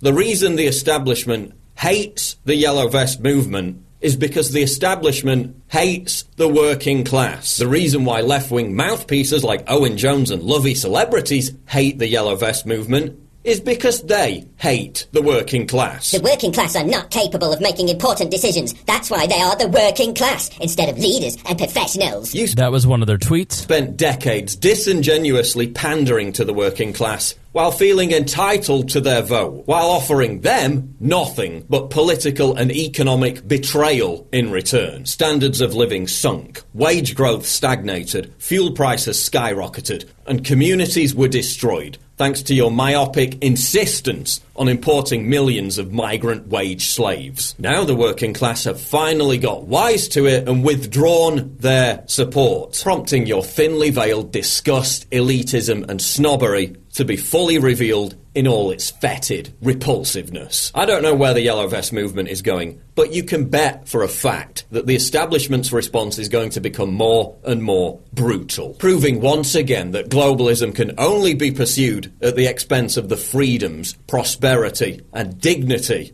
of ordinary working class people. All right, so the main thrust of an Alex Jones or a Paul Joseph Watson is that the globalist elite, the people who run the banks and the governments of these European countries and the major financial institutions and the Council on Foreign Relations, these global elites, the Hillary Clintons and their foundations, the Atlantic Council, they are seeking to maintain power, maintain political power. They're parasitic on all economies across the world. And as regular people start to rise up, then what you have is these authoritarian-leaning people start to crack down on those folks. And so that is the main sort of argument that you usually will get if you watch an Alex Jones or somebody who is kind of that milieu, that Paul Joseph Watson. And there's some attractiveness to that argument, that the Hillary Clintons of the world, the EU leaders of the world, these are the people who are living off of the hard work, living off of the gains of the people who are just the working poor in these countries across the world. They're eating caviar in Davos while the rest of us are having our wages stagnated. Yeah, and McDonald's. Right. They'll give us little things, but there is some libertarians kind of drift towards that economic global, globalist, I'm anti-globalist and pro-populist message. I think that's why we find some of those arguments attractive. Correct, yeah. But we also see we'll see the strings that are like, you're right, these people are living off our wages by voting for themselves to give themselves raises or just to steal a little bit more and more out of our checks to fund their pet projects that they want to do. Yep. Paul, anything? No, and we are seeing more and more, like one of our listeners up in Canada is talking about how much distaste there is for the Trudeau administration up there, and it's growing, especially in the heartland of Canada. And they're starting to see their own yellow vest protesters pop up here and there, basically because they're seeing just how stagnant and how anti-growth the Trudeau administration has been and how bad it has been treating the average citizen of Canada. Mm-hmm. Yeah, so I think there is a lot of it all goes back to sovereignty. Where does sovereignty lie? And we believe that sovereignty lies with the individual. You, as the listener of this program, are responsible for your life, and no one else is responsible for your life. You should not outsource that sovereignty to any government. You should be responsible for your choices, your body, what you do with it. You can't be drafted into a government to go fight a war that you do not consent to.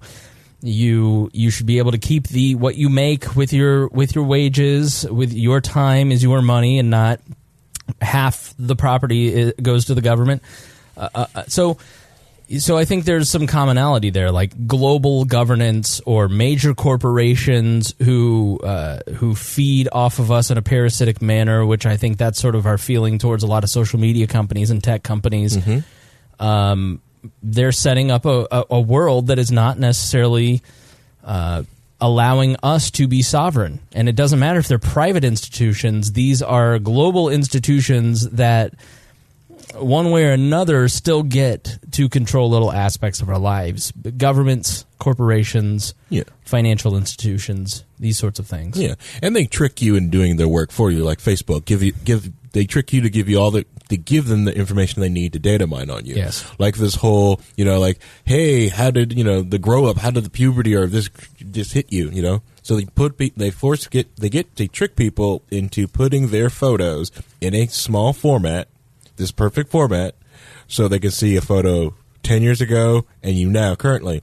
It's perfect for an AI program to learn, your growth patterns. Yeah.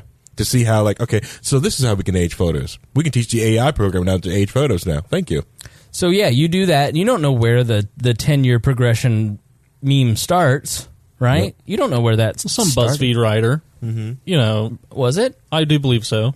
But who knows? Where do they get their funding from? Where did they get that idea from? Yeah, exactly. Look up Google Project Mockingbird. Yeah, so that's why I was so proud. I see that Dear Leader wanted to do it, and then he flipped it. I was like, oh, perfect. If they are, scrubbing people's photos in that format, he just screwed it over. Mm-hmm. Always thinking, how can I screw the NSA? Yep. So we had Sam, one of our researchers, fact check this video just so because there's a compelling argument there. Like, when the working class starts to rise up in France or in Holland or in your area, the global elites crack down on you. They're the enemy. So that's a very compelling argument. So, but we wanted to take a look at the individual facts. Are citizens being cracked down? Do you have to get a license? Those sorts of things. So the first claim made is the French government is debating new laws that would criminalize all unauthorized protests. So to protest the government, you'd have to get the government to allow you to protest it. French Prime Minister Edouard Philippe has announced plans to punish people who hold unsanctioned protest after 7 weeks of anti-government unrest. That's the BBC reporting that. All our sources are in here. So if you want to fact-check the people who are fact-checking Paul Joseph Watson, then check it out, all right? It'll be in our show notes. The French government wants to draft new legislation that will ban troublemakers from protest and clamp down on the wearing of masks at demonstrations. So you no longer have the right to anonymously protest your government. They want to force you to show your face. Why? Why would they want you to show your face, Harry, at a public demonstration? For reprisals, so they know who you are. Maybe get yourself a nice little audit. Yeah, audit, a nice good old no-knock raid. But how would they identify you? How would they scan to see who might be there? Basically, what they could do is just use their photos and just match it up different, because they already have your photo on file from your. You got a driver's license? Yeah, your driver's license, your passport. They can use that and try to match you up and find out who you exactly are. Yeah. It's the main reason they're like, stop smiling. Why? Because we want to be able to match your photo up to something else. I'm sorry, if I'm at an anti-government protest, I'm smiling. Just be honest with you. Oh, sorry. With machine learning and AI now, we can do background. We can basically take a moving picture of a busy Manhattan street and pick out people's identities. Yep. Just en masse. So they want to force you to show your face. Speaking on French TV, Prime Minister Philippe said the government would support a new law punishing those who do not respect the requirement to declare protests. Those who take part in unauthorized demonstrations and those who arrive at demonstrations wearing face masks would get in trouble. Known troublemakers would be banned from taking part in the demonstrations in the same way known football hooligans have been banned from stadiums. So, which is a good thing and a bad thing, if you think about it. Okay, tell me the good thing about it. The good thing is that it forces them to take their... so no one's showing up with the mask. The mask also dehumanizes you in your protest. Yes. No one trusts you because, okay, what's going to get me off my couch? The guy wearing a mask or the guy not wearing a mask? The other thing, without the people wearing a mask, if there's someone that showed up to wear a mask, they're showing for no good. They're probably an agent provocateur or some, they're clearly there to do no good. Right. On the other hand, passing this legislation that basically outright criminalizes Halloween? Oh, sorry. Well, passing legislation that criminalizes a protest removes the incentive for good behavior because you're already there being a criminal.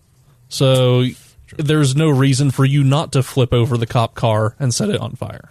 Let me tell you, Americans, pay attention to this. Just because it's the Frenchy French, you need to pay attention to this because this is human behavior. This is how these institutions act. Look what's happening to your ability to publish whatever you want on Facebook. I was just with a group of 50 content creators who are fringy, who are pushing the envelopes in terms of what the government would like on these social networks. These are people who are virulently anti-war, pro-freedom. There wasn't a person in there who hasn't had their ability to publish any of their content on any of these platforms completely demolished. And you know why? It's because Americans, people who work for those companies, journalists, government figures are all the ones cracking down on American companies. It is happening here in the United States. This is the danger of what happened to Alex Jones. They start with the conspiracy. They start with, what was your three-tiered? First, they came for the sex workers, hackers, and the conspiracy theorists. Yep, and then they come for you. And so if you think that the attitude of it's just Alex Jones, it's fine, that's the wrong attitude. Because when you take that attitude, it's not about allowing this guy who says whatever he says about Sandy Hook, turn it off. Unlike him. Yep. At the end of the day, I have seen more Alex Jones since he got banned than ever before. Like, it worked with Milo. It's going to work with Gavin. Didn't work with Alex. because he's a meme, right? Yeah. Live by the meme, die by the meme. But so listen up. This can happen here, and it takes a court fight to strike it down. And the ACLU is not on our side anymore. They were the ones who fought for freedom of speech in this country, and they're dead. The ACLU does not exist. Those who question our institutions will not have the last word. That was the French Prime Minister who said that. Let me repeat that. The head of the government. Those who question our institutions will not have the last word, Mr. Philippe said. What has the reaction been? Senator Bruno Retailleau has welcomed the news, writing on Twitter that hooded troublemakers who participated in protest must, quote, be severely punished. Laurent Wauquiez, leader of the Republican Party, tweeted that the move was not enough because it would take immediate effect. Left-wing leader Jean-Luc Mélenchon said that planned measures would mean that, quote, demonstrators can no longer demonstrate. He described Mr. Philippe as the king of the Shadnocks, a reference to a bird-like cartoon character featured in a popular French TV series known for their ruthlessnesses. In the future, Philippe said the onus would be on, quote, the troublemakers, not the taxpayers, to pay for the damage caused. Which, frankly, I agree with. Like, if you're out vandalizing something, then, yeah, you should probably pay for it. But it's France. Right. So, 200-plus years ago, they were chopping people's heads off there. So, claim number 2. Protest leaders are now being handcuffed and abducted in the night. So, is this true? Are they being handcuffed and captured, disappeared in a Western country? A. Yellow Vest organizer Eric Drouet was arrested and faces trial for organizing an undeclared demonstration while meeting with friends at a restaurant. Eric, if you want to research this, it's in the show notes, but it's Drouet. Eric Drouet was one of the leading public figures in France's Yellow Vest protest. He was arrested for the second time late on Wednesday, prompting claims of police harassment. Ladies and gentlemen, this is exactly what happened in the Arab Spring with Mubarak's police. This is what dictator Slobodan Milosevic did to his protesters, the Optor. Read the fantastic book by the leader of Optor about I forget, Revolution. It's you'd have to look it up, but it was a great book about how to do protest. Every single this is exactly what Slobodan Milosevic, the guy who did ethnic cleansing in Bosnia, who was I think he was hanged by the world quarters in jail or something. I mean, this is exactly what they did. They criminalized protest, and then they started arresting the leaders. This is France, right? The country that Jefferson loved. Yeah, which is crazy. It's like birthed Bastia. Organizing protests. So let me get this straight. Well, it's not declared yet. So you're organizing it, man. So fill out the paperwork first. No. The other thing is that's why it's so important for movements like this to declare a leader, so they go get co-opted by political parties, or so they know what head of the snake to cut off. Yes. Yeah. And we've seen similar things here in the United States with universities declaring certain areas as free speech zones where you can have your protest over here, but you better not come over here into this part of the commons. Yeah. We've seen, we have major American cities requiring permits for protests as well. Yeah, if you think about, remember Ferguson, they basically marched these people. They forced them. Couldn't stop. Nope, can't stop. Got to keep moving. So what was his great crime? Now, second time he was arrested in a Western country. Yeah. What do you think Eric Drouet did? What horrific act could he have been planning? I'm thinking... I mean, we might as well call him a terrorist. I'm thinking he had a Facebook, and he was talking to people. Okay. Well, he was going to do a physical protest. What do you think they were going to do? I'm guessing smash windows. I mean, think of the worst thing you can think of. I'm guessing they're probably going to go in, smash, just show up somewhere. Right. Possibly do stuff. Right. Maybe tar and feather. Yeah, who knows? Right, Build the guillotine. Something awful. Awful. He was arrested on suspicion of organizing an unofficial protest in Paris. Oh, okay. unofficial, which honestly, like, shoot the guy, right? Right. Yeah. Like, he didn't get permission. After he encouraged people to gather and lay candles near the Champs-Élysées, what is it? The Champs-Élysées, or however you say, Champs-Élysées? The big arch thingy. For those who had died... Is that what you're talking about? No, I'm talking... Which arch? The Champs-Élysées. I don't know how do you say that. Fail French? See, I completely blew all the tension that I had built up. Baby broadcasters, that's not how you do it. It's basically this long avenue, okay? It's an avenue in France. It's really pretty.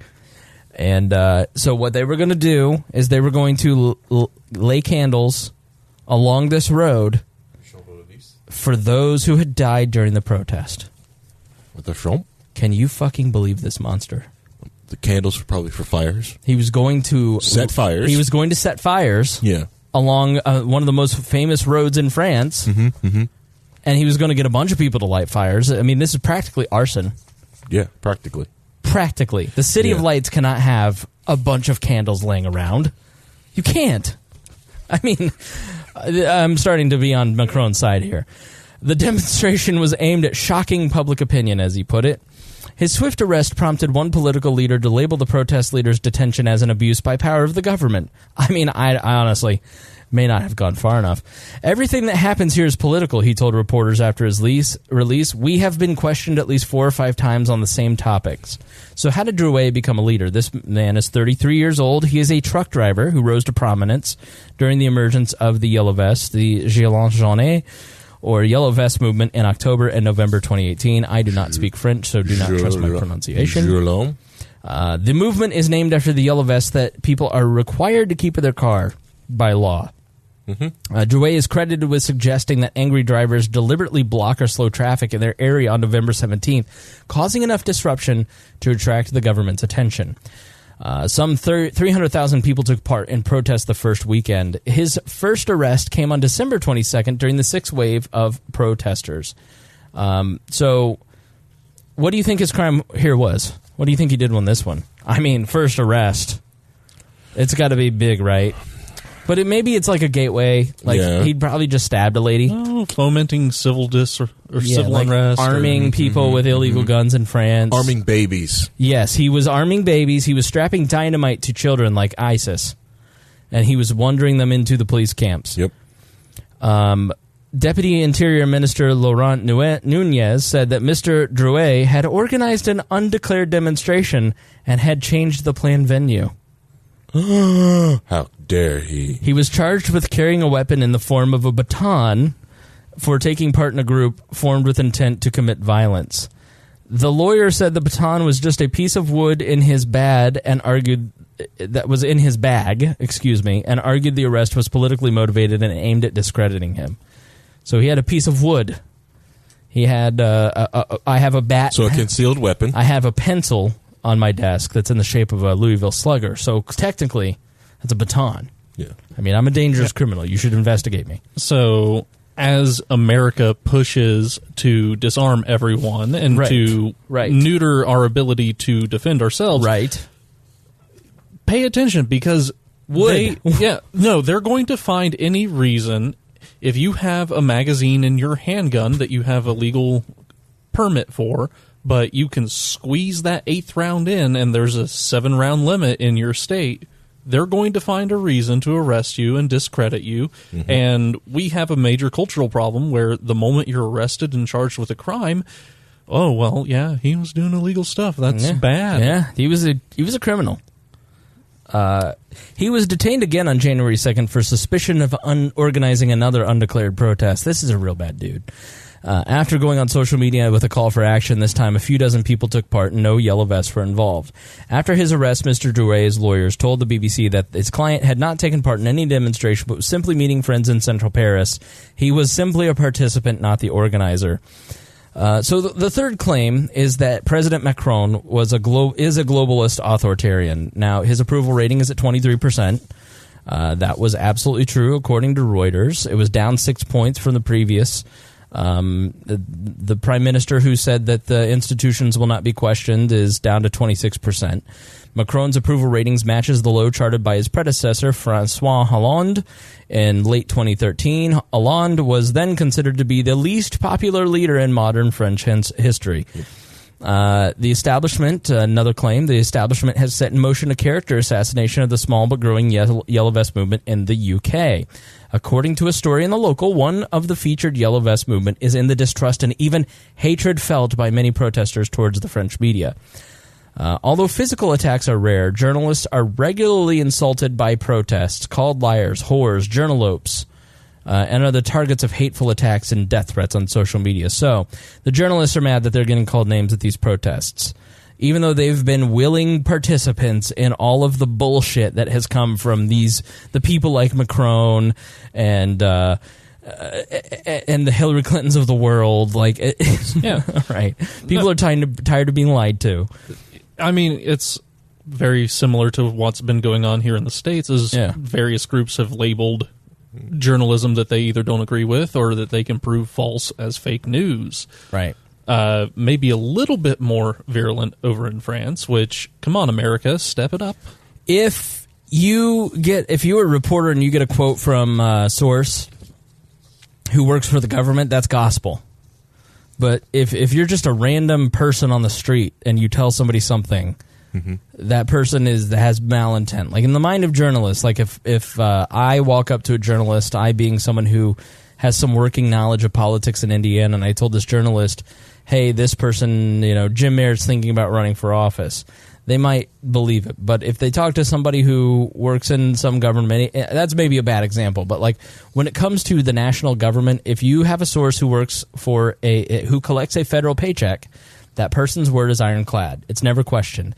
The New York Times, that Trump story that you're hearing all about how the FBI investigated him, you mean the investigation with Page, Strzok, McCabe? Like, the person quoted in the article was Lisa Page, and they gave absolutely no context that this was the person involved and had her conduct demolished by texting with Peter Strzok about Donald Trump and wanting to bring him down. Like, this was the source for the story.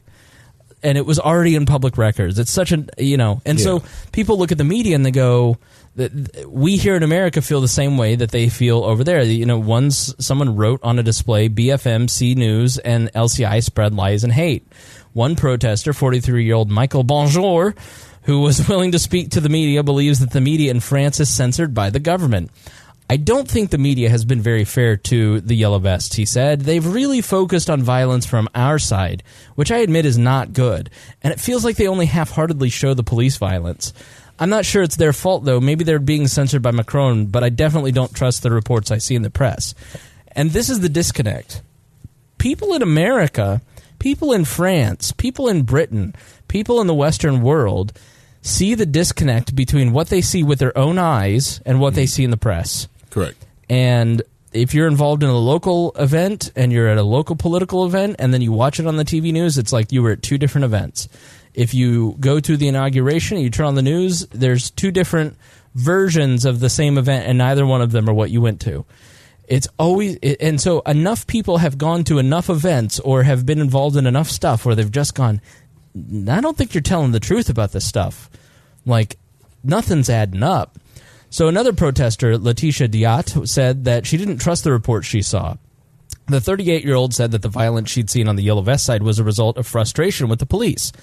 Quote, I've been to several of the protests in Paris, and the things I've seen, police officers hitting people who weren't doing anything wrong 4 or 5 times, sometimes over the head, horrible injuries with people covered in blood. Then you watch the news, and you just see the Yellow Vest trying to attack the police when, in my experience, that only happens once the police get aggressive. And so you're seeing people on YouTube. Good luck trying to find a YouTube video on the Yellow Vests that isn't from some major media outlet in France. Good luck. The ability to... The only way that you can actually see some of the videos that you see on, like, Paul Joseph Watson's videos are, like, to really, really, really, really dig for them. Yes. And like... The only source of the video that I could find was retweeted by David Duke, so I was like, I'm not going to touch that one. Yeah. So, you don't see the protester side of things. Mm-hmm. And then, so that's why when I watched this, I was like, wait a minute, this is not what I'm seeing when I watch the BBC. Like, I'm seeing something totally different, this Paul Joseph Watson thing. So that's why I had the researchers look into it.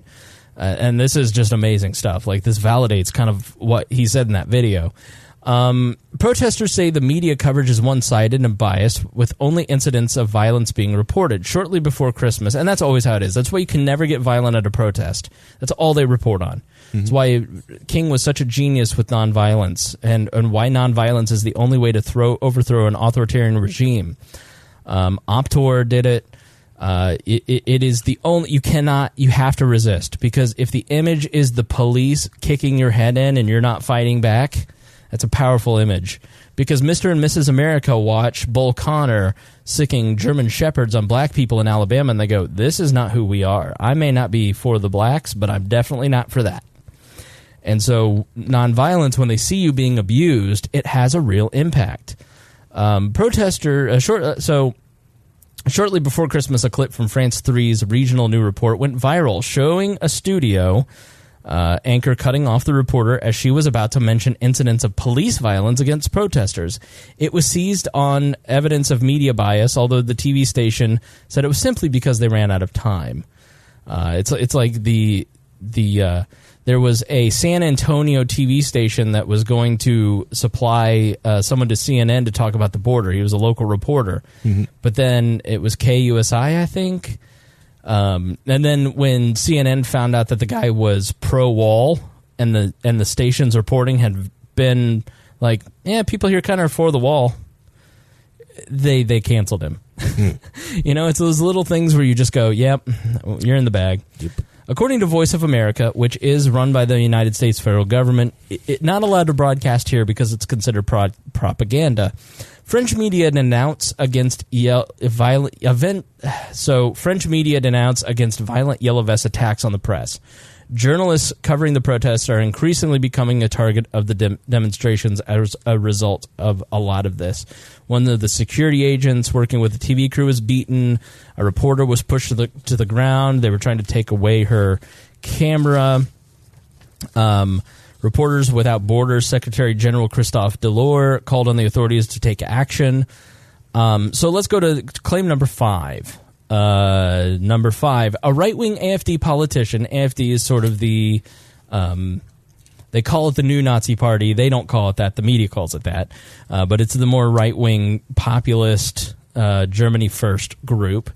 In Germany is beaten almost to death by left-wing terrorists and barely makes it in the news.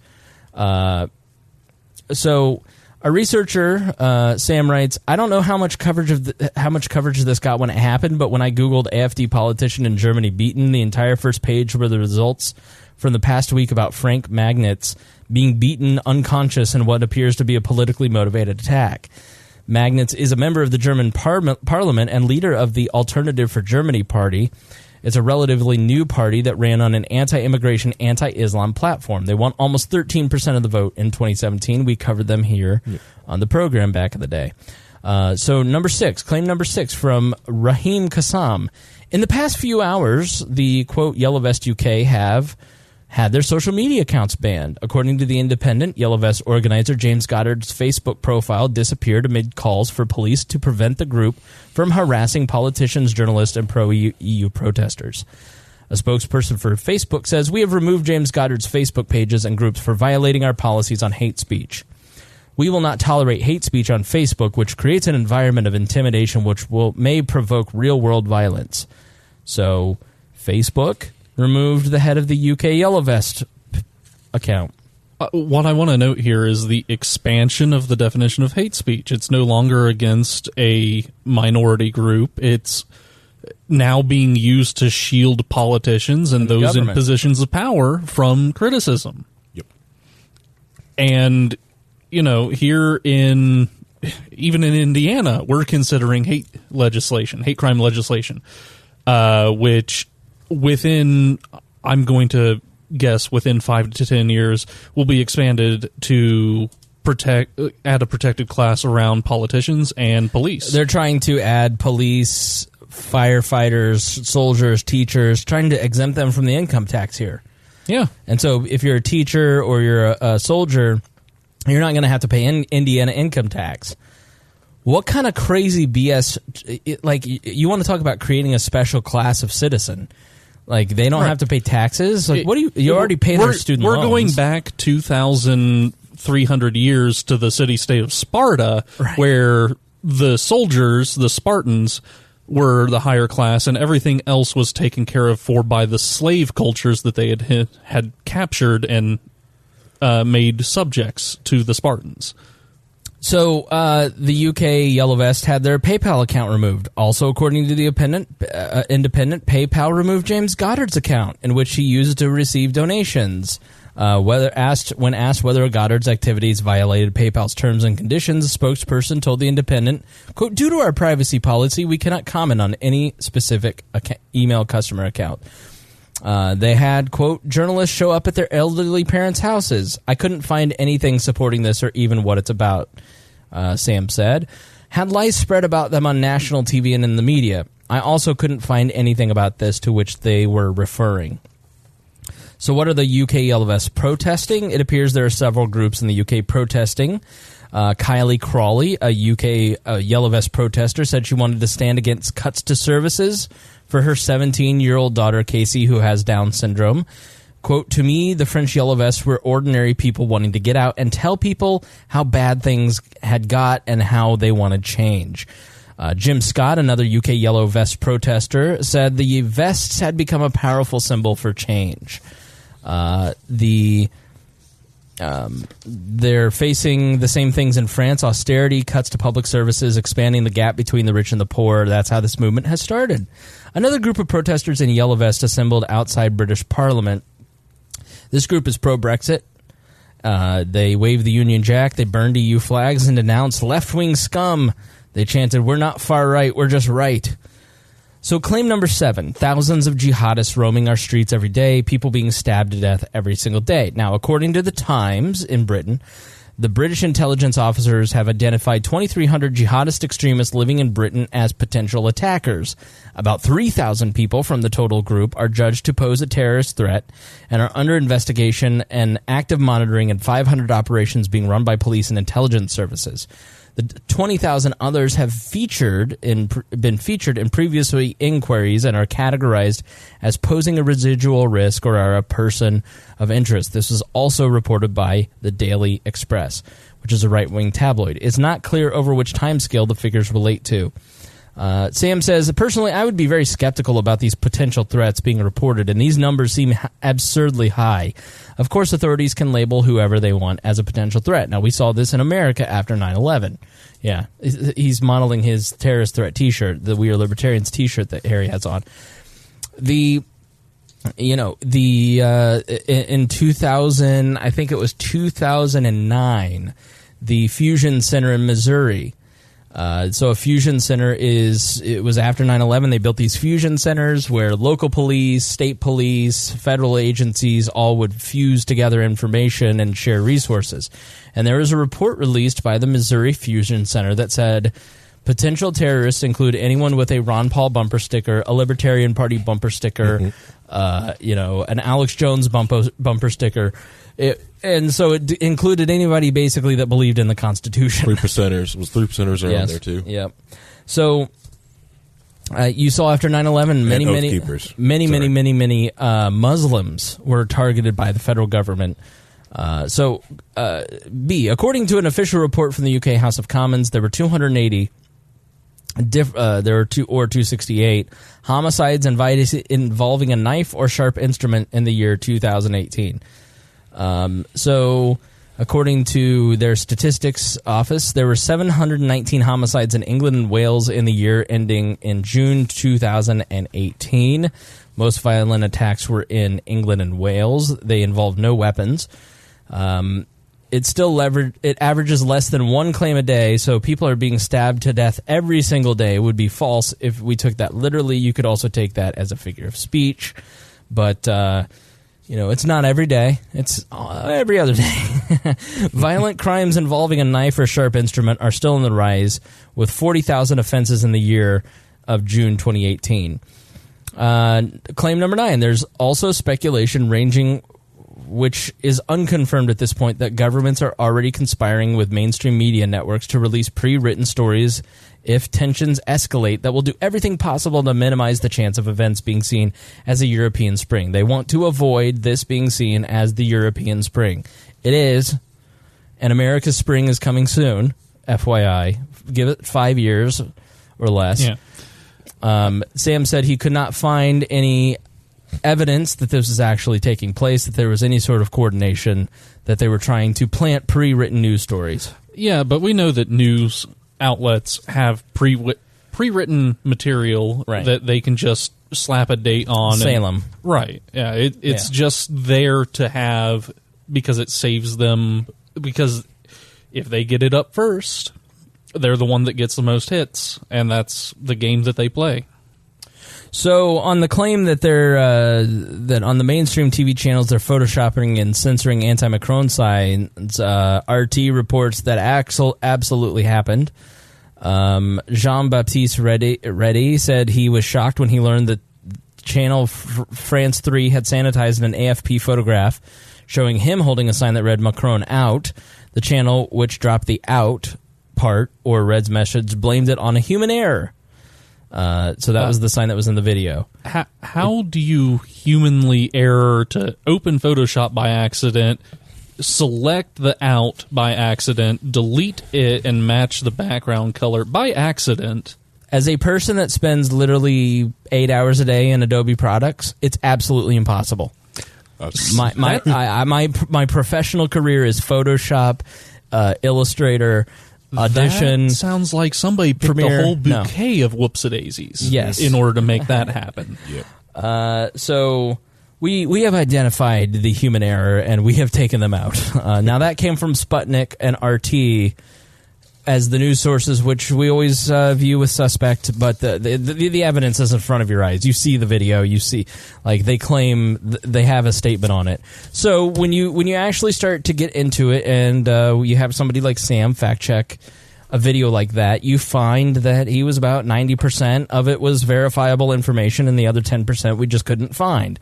Which doesn't mean that it's incorrect. It's just that we couldn't find that particular piece of information. He lives in a different continent, so it's different internet and different sources. But it was interesting. Are you surprised to find out that a lot of those claims are true? Not really.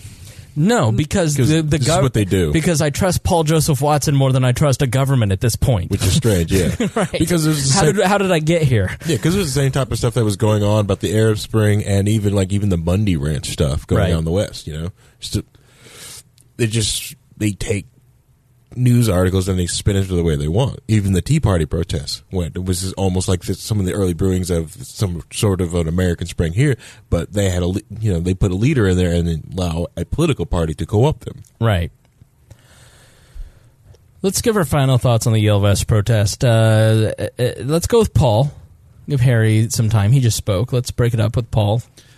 Well, I'm cautiously optimistic with the Yellow Vest protests. A lot of the things that they are pushing for, I don't agree with, for instance, the social services being offered. But in terms of the protests, they've been promised these things. They've been taxed and paid for these things, and now these things are being cut back. I understand that frustration.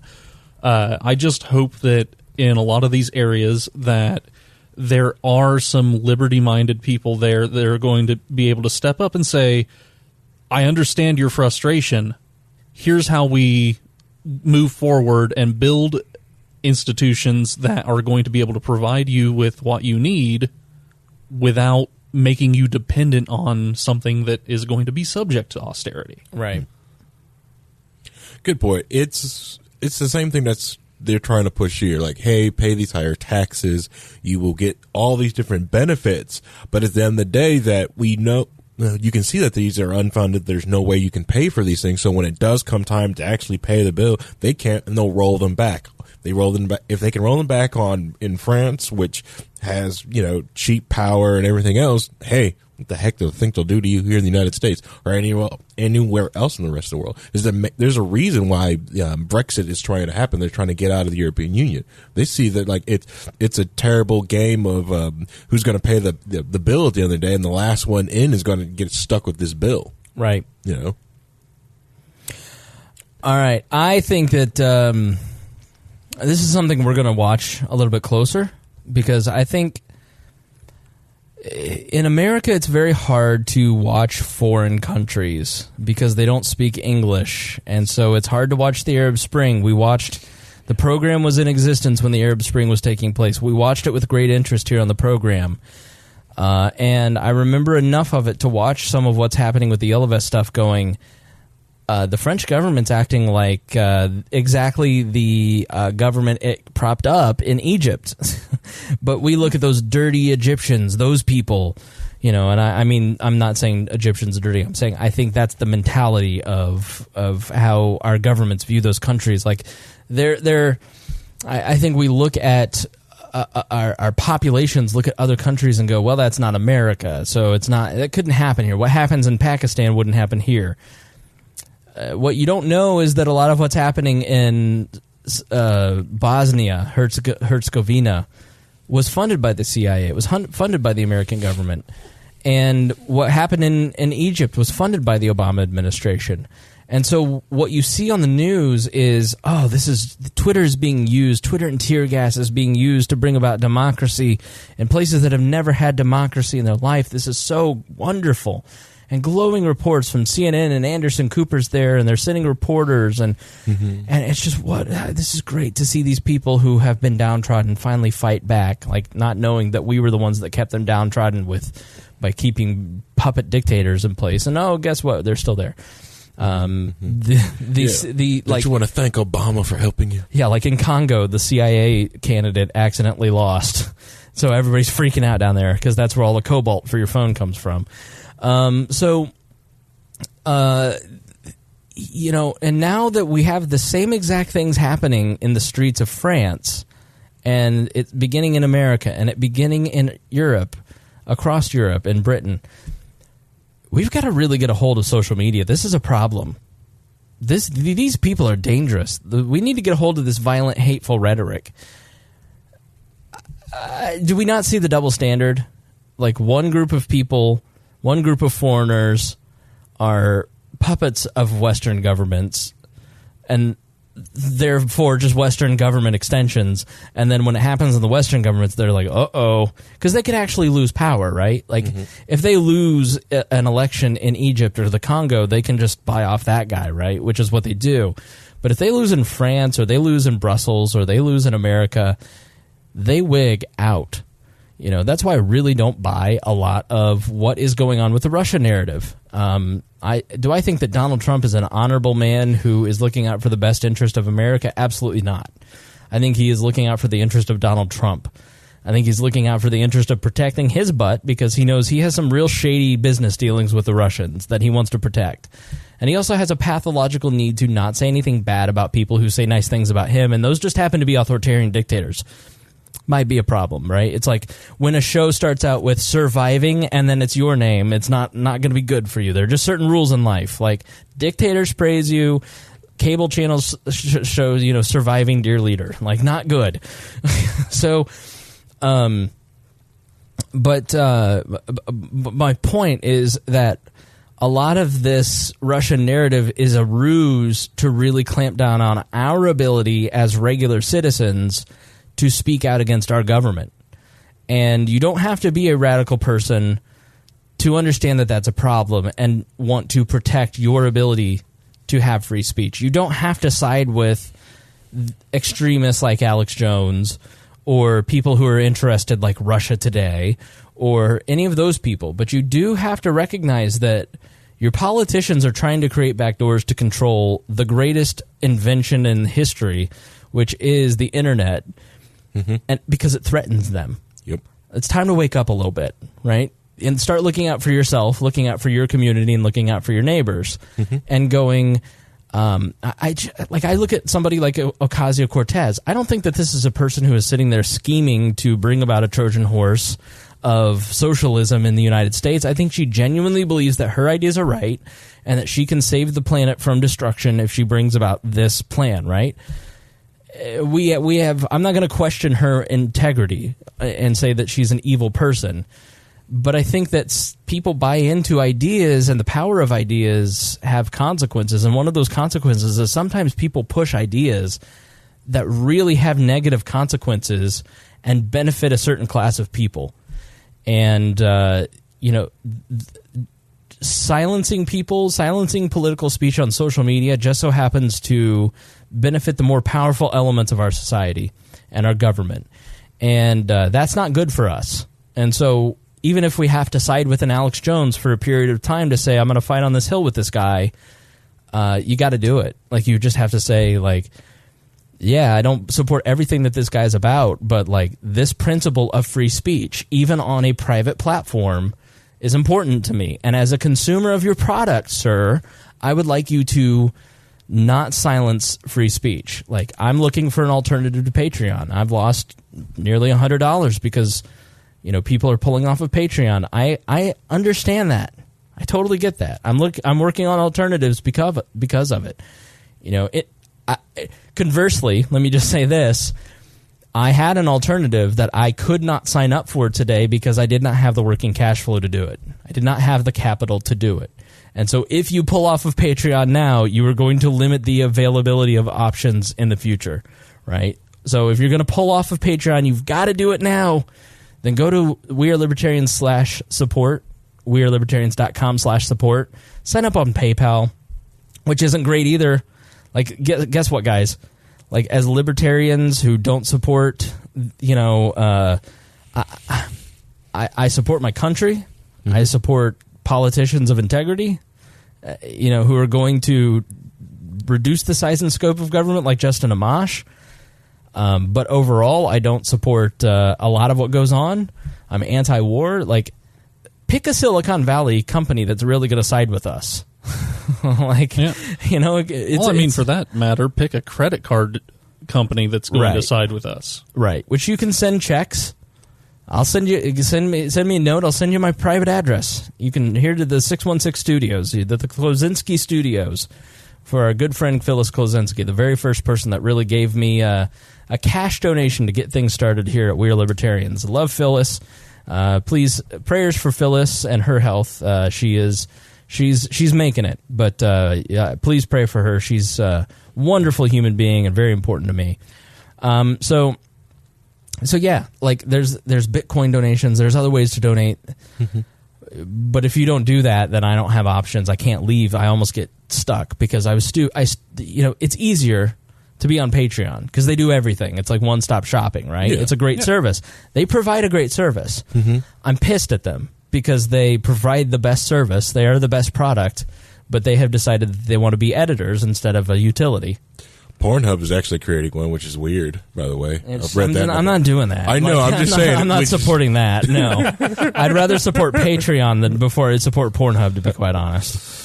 It's a multi-million-dollar company. They're making some big moves. I kind of like some of the moves. Making some big what? Big moves. Okay. Big moves. All right, I heard they make the other one too. Yes, Chris. But what? You don't like the fact that they plow the roads when the government fails? Yeah, they do plow. A lot of plowing.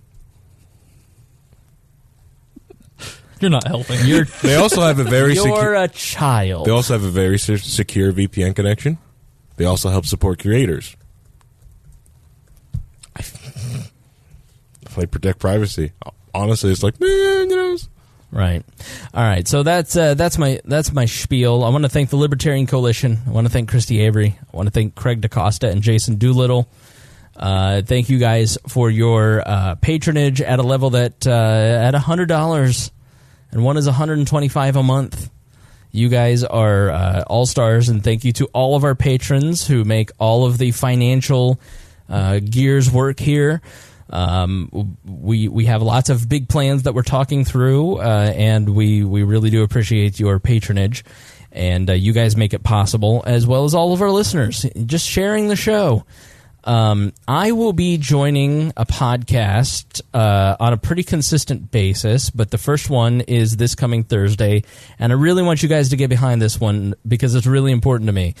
It is with Frank Caliendo, who was on Mad TV on ESPN, and like the Frank Caliendo, Frank Caliendo. It's not like a guy I made up, like the guy who does the Bush impression better than Bush does, like Mad TV, Frank Caliendo? Yeah, John Madden impressions. Yeah, John Madden. Yes. Yeah. Outback Steakhouse bus. And Al Jackson, who's on Daily Blast Live. They're two comedians that I know through the day job. I work at the Bob and Tom Show. I don't like to mix my peanut butter and my chocolate because, frankly, we don't do politics at Bob and Tom. We're an escape from politics. Mm-hmm.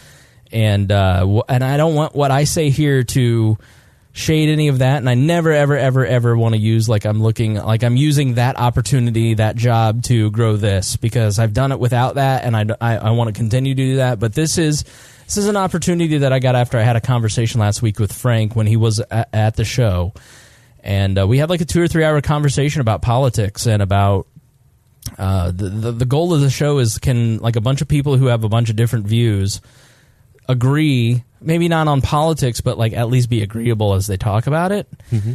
And having never really heard from a libertarian, the first episode, they were like, wait, what is this? And so I was the shiny new tool. I don't feel like I did a great job. They were really excited about it. So I think people who've never heard of libertarianism are going to like go, wow, this is mind blowing. Like you guys, I think you're going to be, I feel like I didn't do a great job at it. Like you guys will listen, you tell me, but, because I wasn't prepared to talk about that in such an elevator pitchy way. Yeah, so you kind of just gave Babby's first impression of libertarianism, whereas at this point, most of our audience is going to be like, yeah, but what about Rothbard? Right, yeah, that's part of the problem is that I'm in it. Like, my friend goes, yeah, but you host a libertarian podcast. I'm like, yeah, but I don't do the Libertarian 101 speech every day. I haven't done it in months, and so... Mm-hmm. So, and I was nervous, to be quite frank. Like, this is a great opportunity for me. It's a great opportunity for the network. Frank afterwards said, it went really well. Want you to come on a consistent basis. So I'm going to do that about once a week.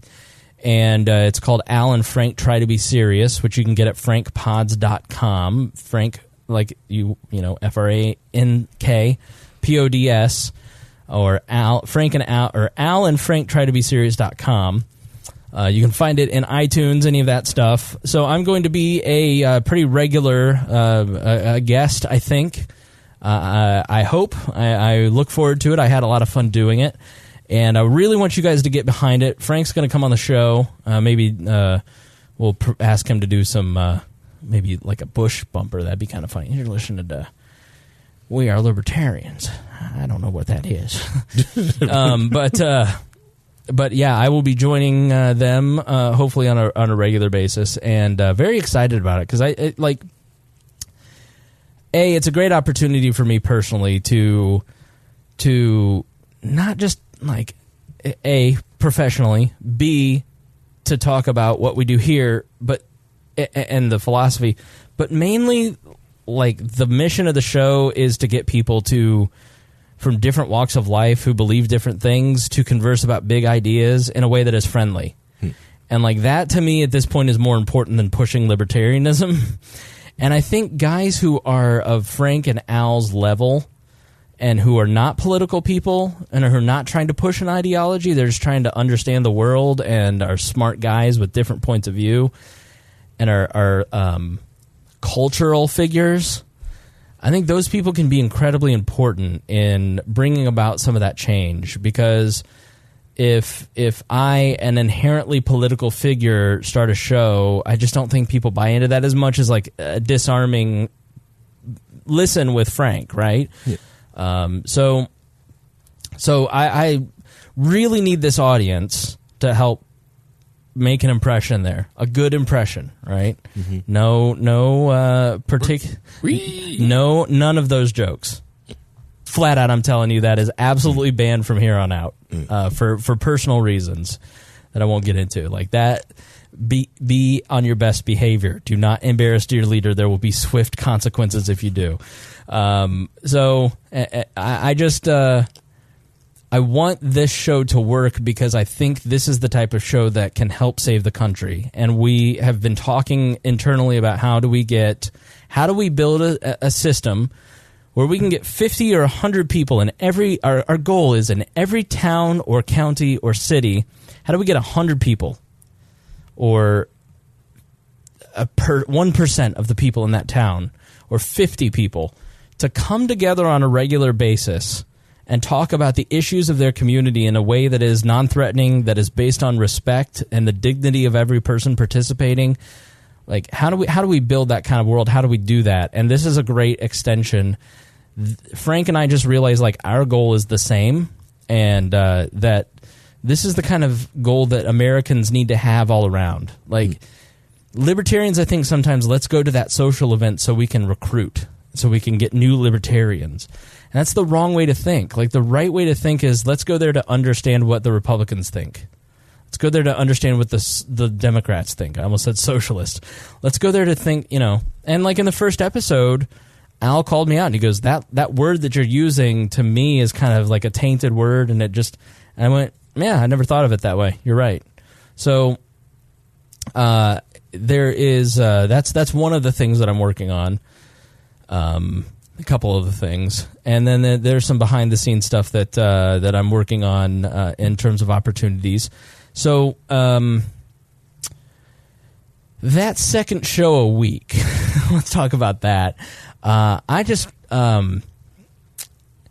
partly don't want to do it anymore because it is just hard to get co-hosts, and it is hard to get everybody in the research team to fire up that second show and let's do 4 hours of show a week.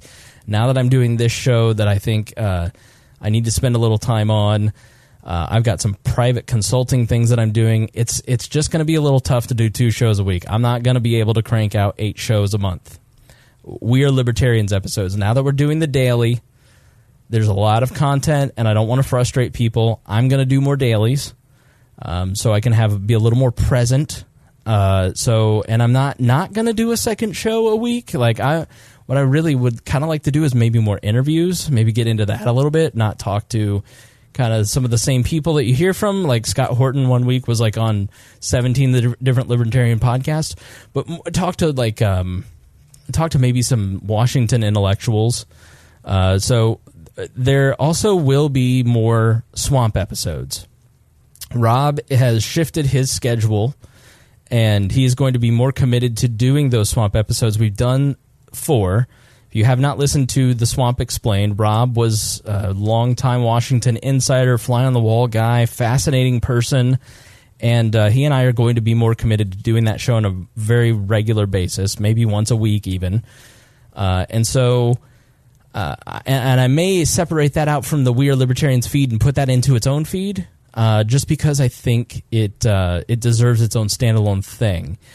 So I'm going to be doing more podcasts, but maybe not more. Maybe not under the episode 338 banner, right? So, and trying to get the research team and me and everybody to do 2 shows a week is just, when we're putting out so much so much effort into these shows. It was easy to do 2 shows a week when it was like one show was just everybody'd show up and we'd fuck around for 2 hours. Mm-hmm. And then the other show was like, yeah, we have a couple stories, but we fuck around for 2 hours. Mm-hmm. So these are much more labor intensive. And I just decided over the break that I'm just going to be honest with you that I just don't think I can do The Swamp. Al and Frank try to be serious. We Are Libertarians twice a week. Bonus material, a daily, run the network, edit all the podcasts, edit all the videos that you see, do all this stuff, and you just go, at a certain point, I gotta have something give, right? Like, correct, or else you're just gonna kill yourself, because I gotta have a private life too, So that's where we're at. This will continue. It will always be Tuesdays with Harry, and we're gonna start bringing in a third person. Harry's life is getting busier as well, so he's thank Harry. He's maintained his commitment to the show despite massive responsibility increases at your job, and so we thank you for your dedication. Thank you. It's tiring sometimes, but yep, he's ready to go. Now, you feel like I felt last week, where it was like, all right, when we say goodbye, everyone leave. Yeah, so, all right. So we're going to end it now. Just wanted to give you a couple updates. But thanks, everybody. Thanks for supporting the show. Please continue to support the show. We're going to, we've got a bunch of, like, things are about to get good. Like, we're about to head into the 2020 race. It's going to get real good. It's going to get real interesting. It's heating up. People are going to really start paying attention. Mm-hmm. And those of you who are listening at, hour 2 of this program, 2:15, you're the backbone of this. And this is the program that most people listen to when they start listening to libertarian podcasts, because we're the guys doing the most relevant content to what your friends are talking about. You know it, and I know it. Love all of our friends. Mm-hmm. But, one podcast I tuned in and he was talking about the social contract, and it's like, your aunt ain't listening to that. So we need you to participate in this.